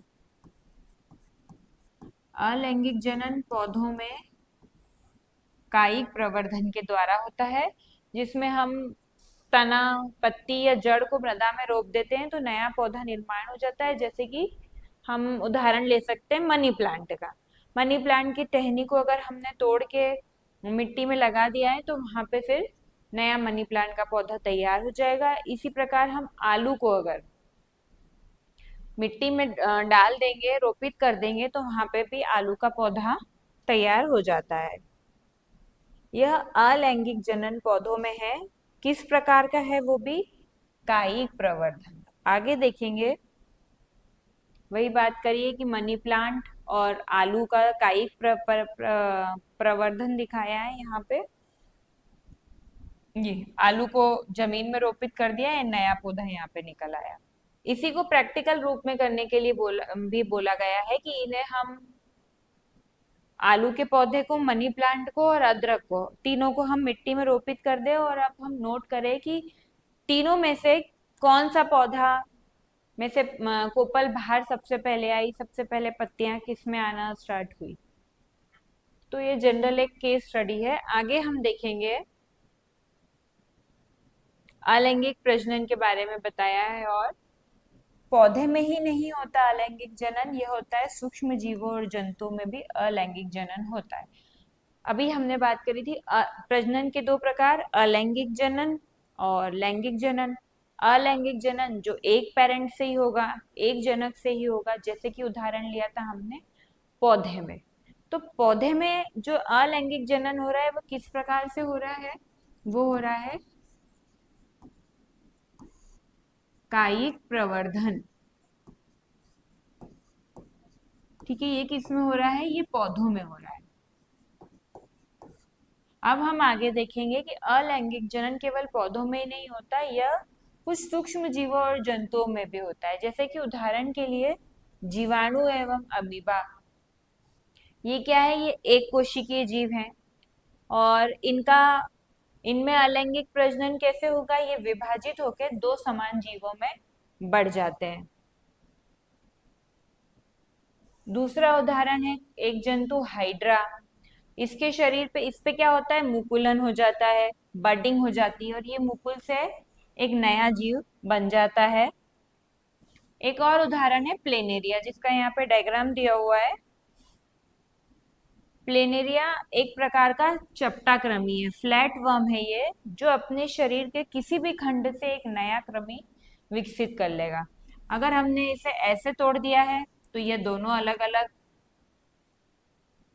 थोड़ा बड़ा करते हैं।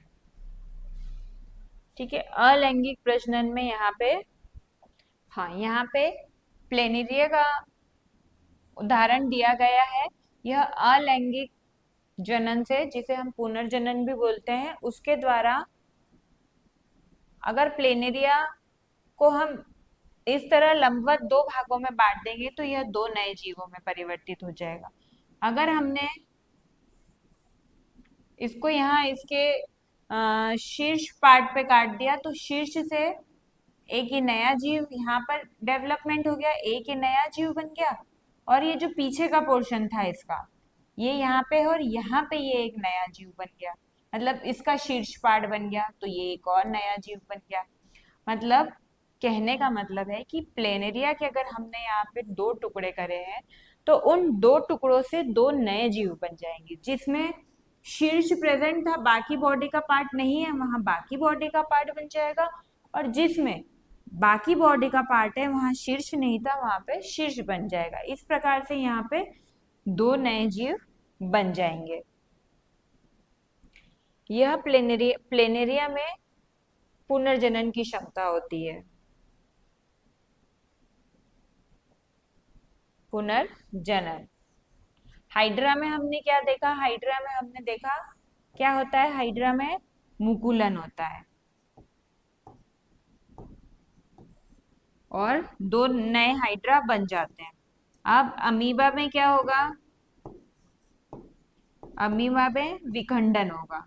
ये सब अलैंगिक जनन के प्रकार हैं, विखंडन, ठीक है, मुकुलन, पुनर्जनन, और एक हमने क्या देखा था अभी जो पौधों में हुआ था, कायिक प्रवर्धन। ये सब अलैंगिक जनन के प्रकार हैं। आगे देखेंगे हम लैंगिक जनन। लैंगिक जनन में सामान्यतः दो जनक सम्मिलित होते हैं, नर एवं मादा जंतुओं में इसका अवलोकन करना सरल होता है। ठीक है, तो जंतुओं की बात होगी, लेकिन सभी पौधों में अलैंगिक जनन नहीं होता है, कुछ पौधों में लैंगिक जनन भी होता है। पुष्पीय पौधों में नर एवं मादा अंग होते हैं, ठीक है, उसमें अंडक और पुंकेसर पाया जाता है। यह नर और मादा के पार्ट हो गए, इनके बीच में परागण होगा, तो यह एक पौधों में, पुष्पीय पौधों में लैंगिक जनन का प्रकार हो जाएगा। अब हम आगे देखेंगे जनन के लिए विशिष्ट कोशिकाएं।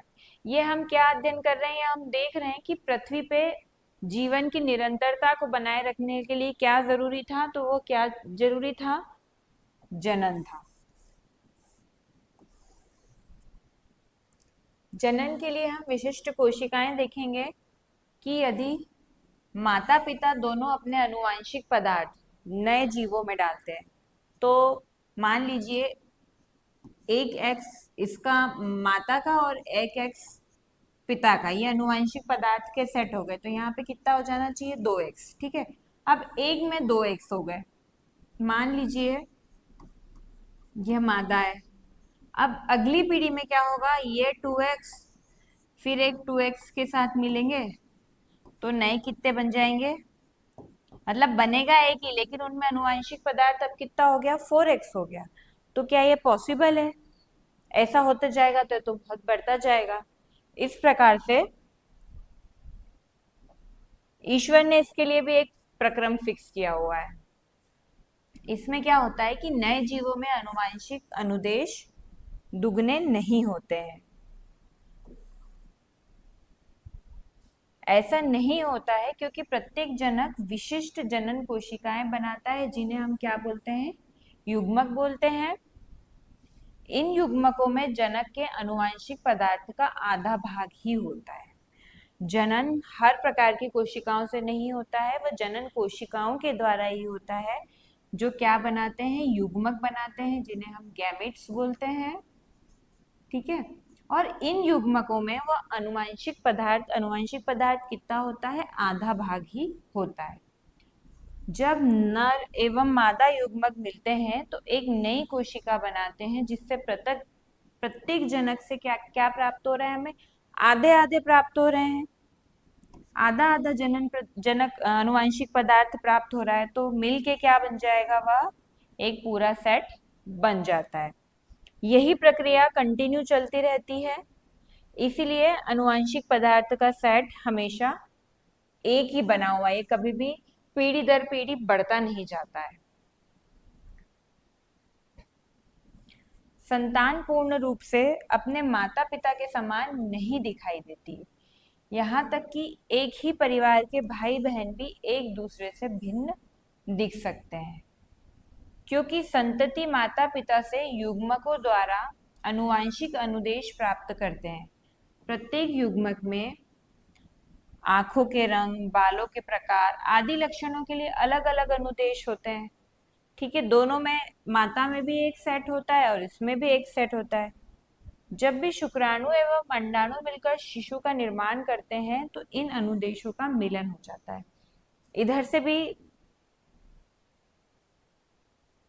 दोनों पेरेंट से, मादा और नर दोनों से ही बालों का प्रकार बनने के अनुदेश हमें मिले।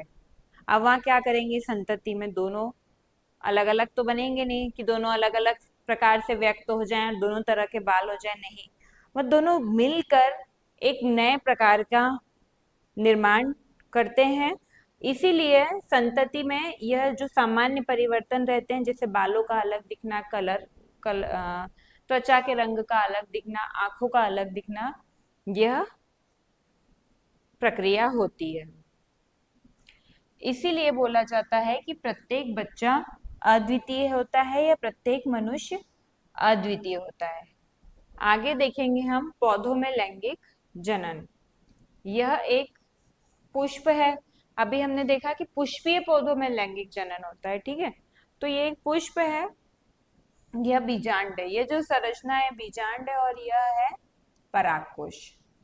तो यहाँ पे क्या होते हैं, पराग कण होते हैं। अब क्या होता है, पौधे अपने पुष्पों के विभिन्न भागों का उपयोग करके नर एवं मादा युग्मक बनाते हैं। पुष्प के परागकोश के भीतर पाए जाने वाले परागकण में क्या होते हैं, नर युग्मक होते हैं, जबकि पुष्प के भीतर जो बीजांड होते हैं वह क्या होते हैं, मादा युग्मक होते हैं। बीजांड ये क्या हो गए, मादा युग्मक हो गए, और यहाँ पे जो परागकण है ये क्या हो गए, ये हो गए नर युग्मक। ठीक है, अब क्या होता है, एक या तो एक परागण होगा, या तो एक पुष्प के परागकण हवा के द्वारा या किसी कीट के द्वारा एक पुष्प से दूसरे पुष्प पे, या फिर एक पौधे के पुष्प से दूसरे पौधे के पुष्प पे स्थानांतरित हो जाते हैं। तो यह प्रक्रिया क्या कहलाती है? परागण कहलाती है। और नर एवं मादा युग्मक के संलयन की प्रक्रिया को निषेचन कहा जाता है। इस प्रक्रिया के फलस्वरूप एक युग्मज बनता है जो बीज के रूप में विकसित होता है। बीजांड के चारों ओर पुष्प का मांसल भाग फल के रूप में विकसित हो जाता है। अब ये जो बीजांड है, इसका जो मांसल भाग है, धीरे धीरे यहाँ पे क्या होगा, यह अब क्या बन जाएगा? फल बन जाएगा। और यहीं पे बीज भी एकत्रित होंगे जो कि अगले पौधे के लिए उत्पत्ति के लिए आवश्यक होंगे। प्रायः पक्षी या जंतु जब फल खाते हैं तो बीज मूल पौधे से दूर गिर जाते हैं। पौधे उगाने के लिए बीजों के फैलाव की यह एक सरल प्रक्रिया है। इस प्रकार पक्षी बरगद के फलों को खाकर बीज को उत्सर्जित करते रहते हैं और वर्षा के समय में यह बीज मिट्टी में रोपित हो जाते हैं और फिर एक नए पौधे के रूप में अंकुरित होते हैं। जब इन बीजों को पानी मिलता है तो वे जड़ों एवं प्ररोह को विकसित करने के लिए संग्रहित पोषक तत्वों का उपयोग करते हैं। जैसा कि हमने अध्याय 6 बीजों के अंकुरण में भी देखा था। फिर धीरे धीरे कोपल निकलती है, तना बनता है, पत्तियां आती हैं, यह प्रक्रिया चालू हो जाती है। अब हमने अभी जंतु पौधों में लैंगिक जनन देखा था, अब है जंतुओं में लैंगिक जनन। जंतुओं में नर युग्मक को शुक्राणु एवं मादा युग्मक को अंडाणु कहते हैं। मछली एवं मेंढक में निषेचन प्रक्रिया जल में होती है। इनके नर एवं मादा क्रमशः अपने अपने शुक्राणु एवं अंडाणु क्या करते हैं? ये जल में छोड़ देते हैं। फिर वहां पे वे जल में वे संयोजित होकर क्या बनाते हैं? युग्मज बनाते हैं। मछली, मेंढक, इनमें जो निषेचन की प्रक्रिया है वह जल में होगी क्योंकि वे जल में रहते हैं। जल में निषेचन की प्रक्रिया करेंगे, क्या करते हैं? वह अंडाणु और शुक्राणुओं को वो जल में छोड़ देते हैं और वहीं पे फिर निषेचन की प्रक्रिया होती है जब वे संयोजित होकर फिर युग्मज बनाते हैं। इन जंतुओं में युग्मज से भ्रूण का विकास भी कहाँ होता है? जल में ही होता है। मानव सहित पक्षियों एवं स्तनधारियों में शुक्राणु मादा जननांग के भीतर एकत्रित होते हैं एवं जब ये शुक्राणु मादा के शरीर द्वारा उत्पादित अंडे से मिलते हैं तो निषेचन हो जाता है। अभी हमने मेंढक और मछली में बात करी तो वहां पे निषेचन जल में हो रहा था क्योंकि वहां पे शुक्राणु और अंडाणुओं को जल में छोड़ दिया गया था। लेकिन पक्षी और मनुष्यों में क्या होता है? निषेचन शरीर में होता है और ये मादा कोशिकाओं के अंदर होता है, जहां पर कि शुक्राणु मादा कोशिकाओं में के जनन अंगों में इंटर करते हैं और वहां पे वो अंडाणु से संयोजित होते हैं और फिर निषेचन हो जाता है।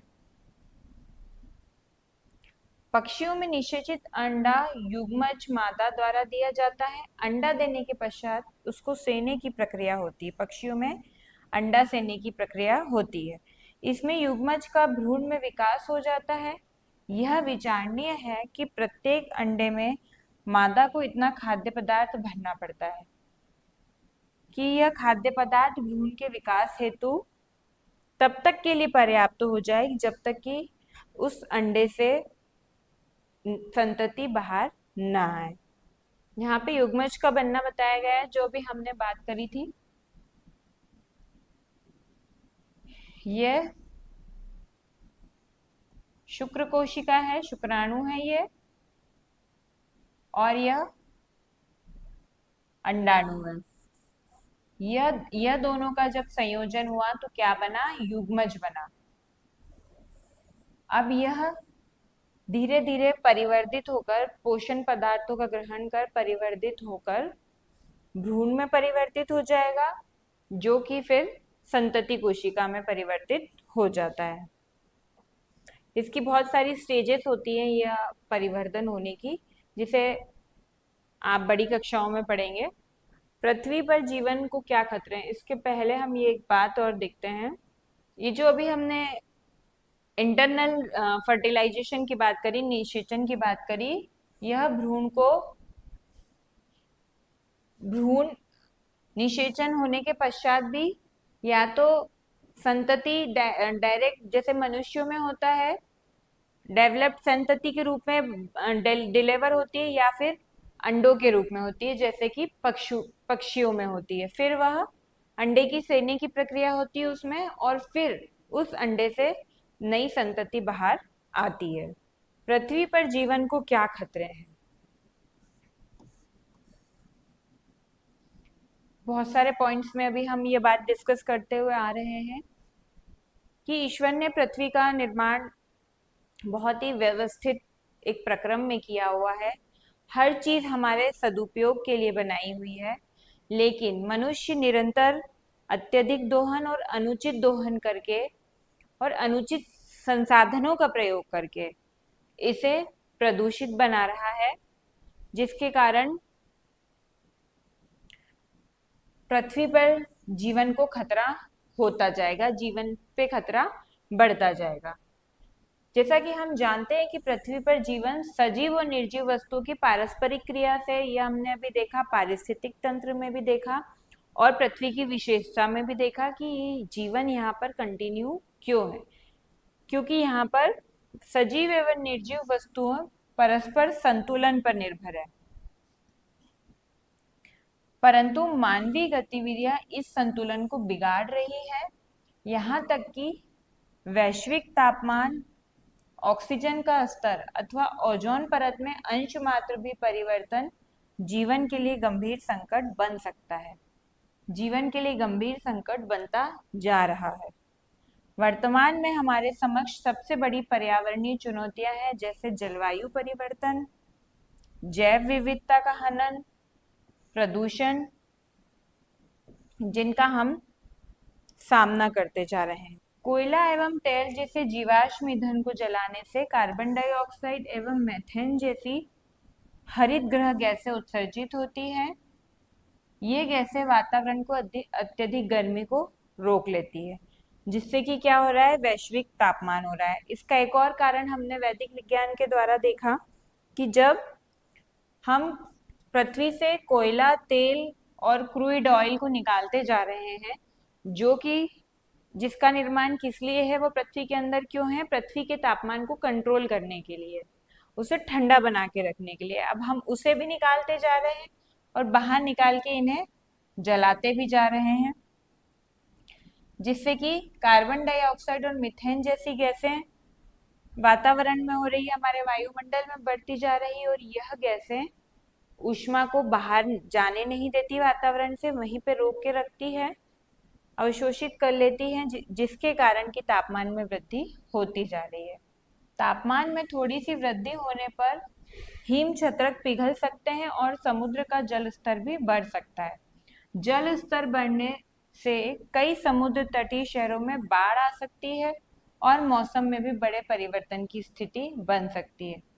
इनके फलस्वरूप बहुत से पौधे और जीव जंतु विलुप्त हो सकते हैं। तापमान, वर्षा और मौसम प्रतिमानों के दीर्घकालिक परिवर्तनों को जलवायु परिवर्तन कहा जा रहा है। आजकल वैश्विक स्तर पर यह मुद्दा बहुत सामान्य है, जिसपे हर लेवल पे चर्चा करी जाती है कि जलवायु परिवर्तन क्या है, क्यों हो रहा है, इसके क्या दुष्परिणाम होंगे और इसे हम किस प्रकार से रोक सकते हैं। तो जलवायु परिवर्तन को क्या बताया है यहाँ पे, तापमान, वर्षा और मौसम प्रतिमानों के दीर्घकालीन परिवर्तनों को बताया गया है यहाँ पे जलवायु परिवर्तन। जब प्राकृतिक आवास नष्ट हो जाते हैं तो पौधे और जीव जंतु लुप्त हो जाते हैं, जिससे कि पारिस्थितिक तंत्र का संतुलन बिगड़ता जाता है।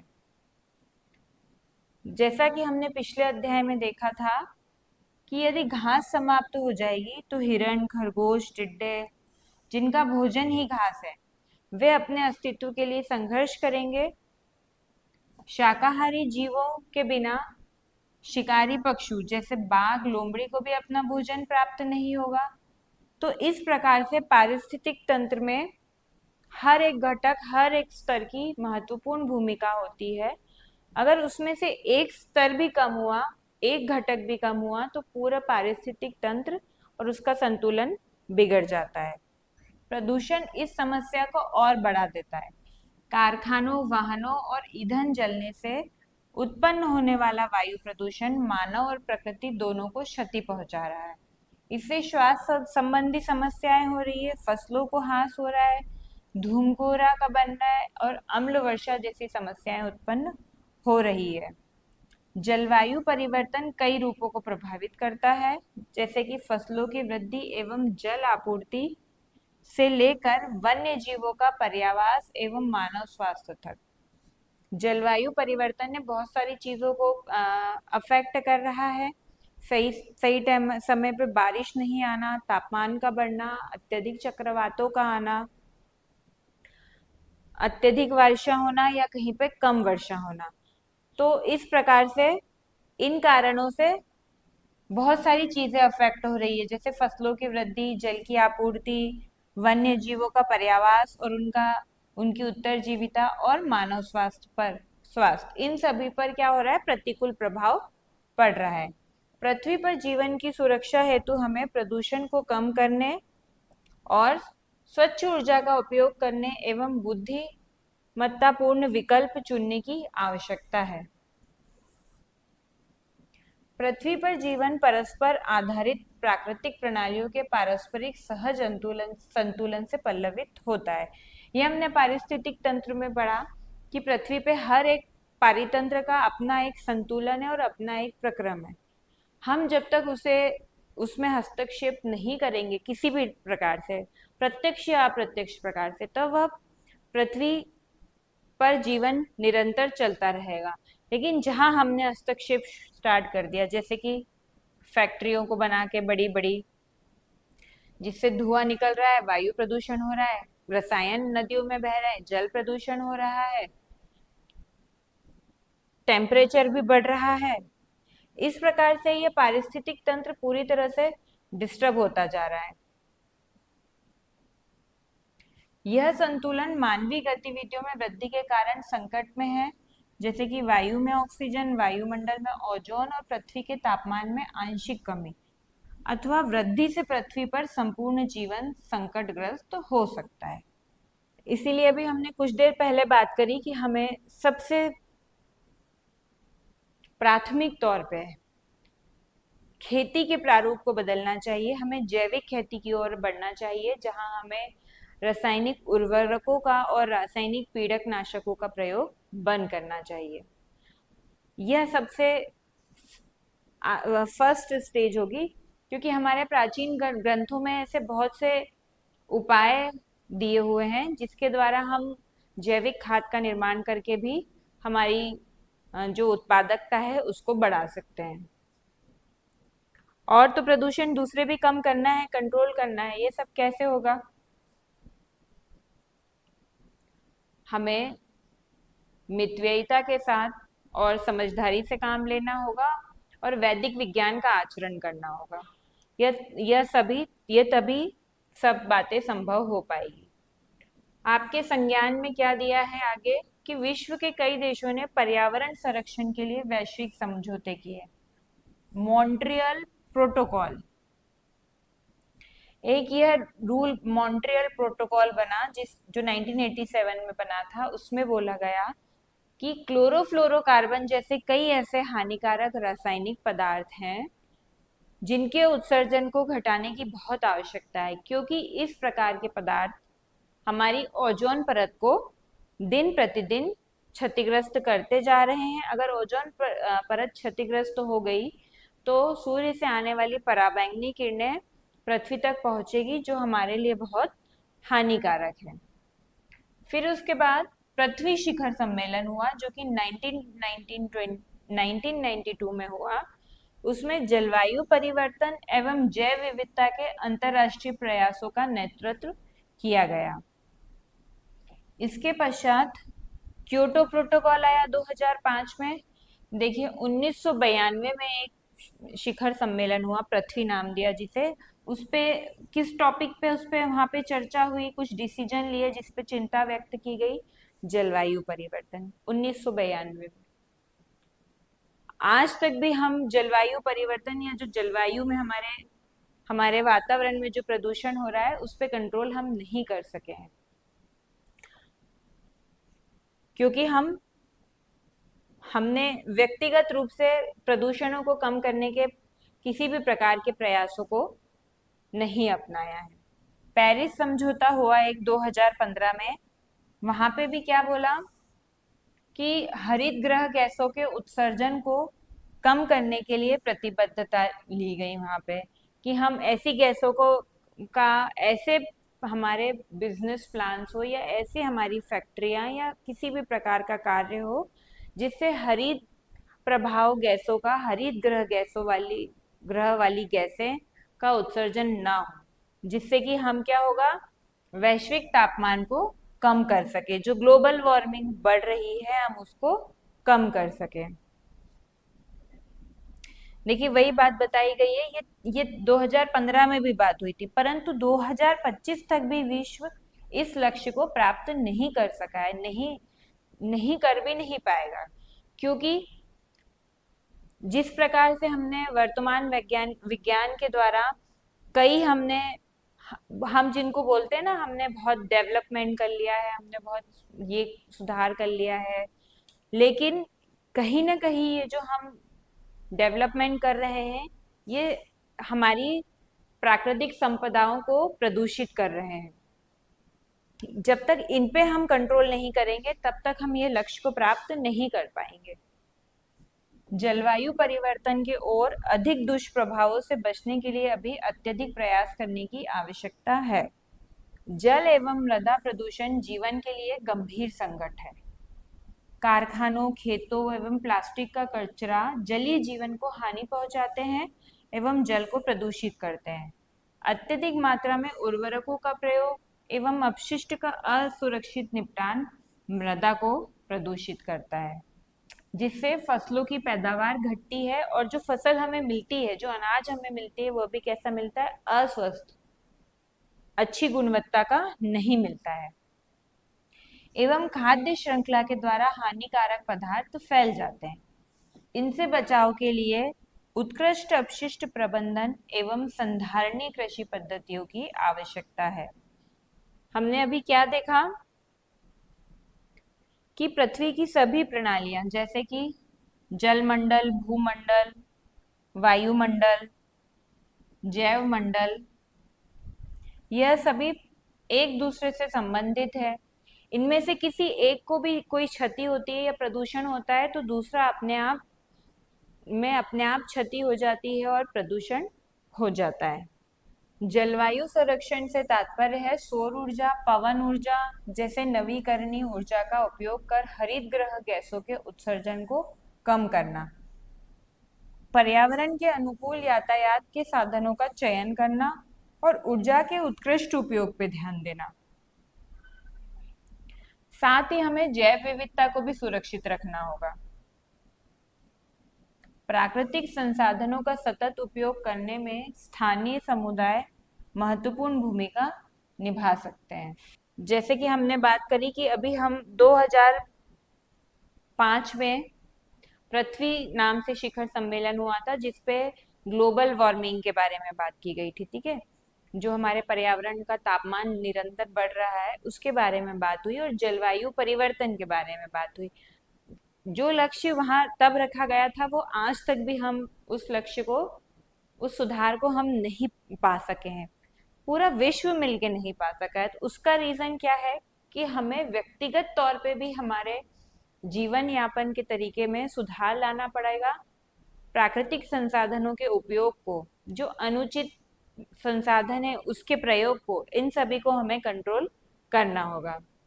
जलवायु एवं विविधता संरक्षण प्रत्येक व्यक्ति का उत्तरदायित्व है।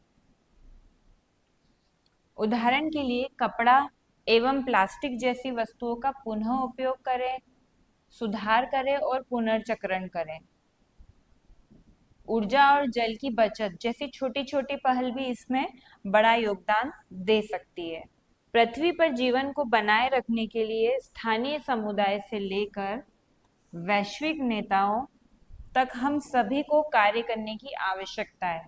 हम सभी मिलकर कार्य करके और उत्तरदायित्वपूर्ण जीवन का निर्वहन करके अद्वितीय ग्रह पृथ्वी एवं इसके भविष्य को सुरक्षित कर पाएंगे। व्यक्तिगत तौर पे हर एक नागरिक को, हर एक मनुष्य को यह सहयोग देना पड़ेगा कि वह प्रदूषण के लिए जिम्मेदार न बने, तभी जाके हम हमारी पृथ्वी को सुरक्षित रख पाएंगे। और इसका सबसे सरल और सटीक उपाय वैदिक विज्ञान का आचरण है, वैद ग्रंथों का आचरण करना है, जिसका अध्ययन जिसमें हम अध्ययन करेंगे तो उसमें सारी सृष्टि के संरक्षण की बात हमें पता चलेगी। बहुत से ऐसे उदाहरण उसमें हैं। कुछ स्मरणीय बिंदु यहाँ दिए हुए हैं कि हमारी पृथ्वी सौर मंडल में अद्वितीय ग्रह है जहाँ जीवन संभव है। पृथ्वी सूर्य की परिक्रमा उस दूरी पर करती है जहाँ ताप न तो अत्यंत गर्म होता है और न ही अत्यंत ठंडा होता है। पृथ्वी सूर्य की परिक्रमा लगभग वृत्ताकार कक्ष में करती है, जिससे यह सुनिश्चित होता है कि वर्ष में किसी भी समय संपूर्ण पृथ्वी बहुत गर्म अथवा बहुत ठंडी नहीं होती है। पृथ्वी का गुरुत्व केवल इतना ही पर्याप्त होता है कि वह वायुमंडल को अंतरिक्ष में पलायन नहीं करने देता है। वायुमंडल में ओजोन की उपस्थिति सूर्य की हानिकारक पराबैंगनी किरणों को पृथ्वी पे आने से रोकती है। यहाँ पे बताया गया है कि हमारी पृथ्वी सौर मंडल में अद्वितीय ग्रह है जहाँ जीवन संभव है। लेकिन जैसे हमने अध्याय की शुरुआत में देखा कि वैदिक विज्ञान यह बताता है कि अगर ईश्वर ने सृष्टि की निर्माण किया है, सृष्टि का निर्माण किया है, तो उसके पीछे उनका जरूर कोई प्रयोजन होगा। तो निश्चित ही अन्य किसी ग्रह पे भी जीवन होगा। हाँ, यह हो सकता है कि वहां पे मनुष्य ना हो, लेकिन वहां जीवन संभव हो सकता है। वह जीवन का प्रकार वहां के वायुमंडल और वातावरण पे निर्भर करेगा। तो हम आज से स्टार्ट करें, हमारा योगदान दे कि प्रदूषण को हम किस तरह हमारे लेवल पे, एक व्यक्तिगत लेवल पे हम किस प्रकार से उसको कम करें और प्राकृतिक संसाधनों का संरक्षण करें। ये चैप्टर यहीं पे फिनिश है। Thank you.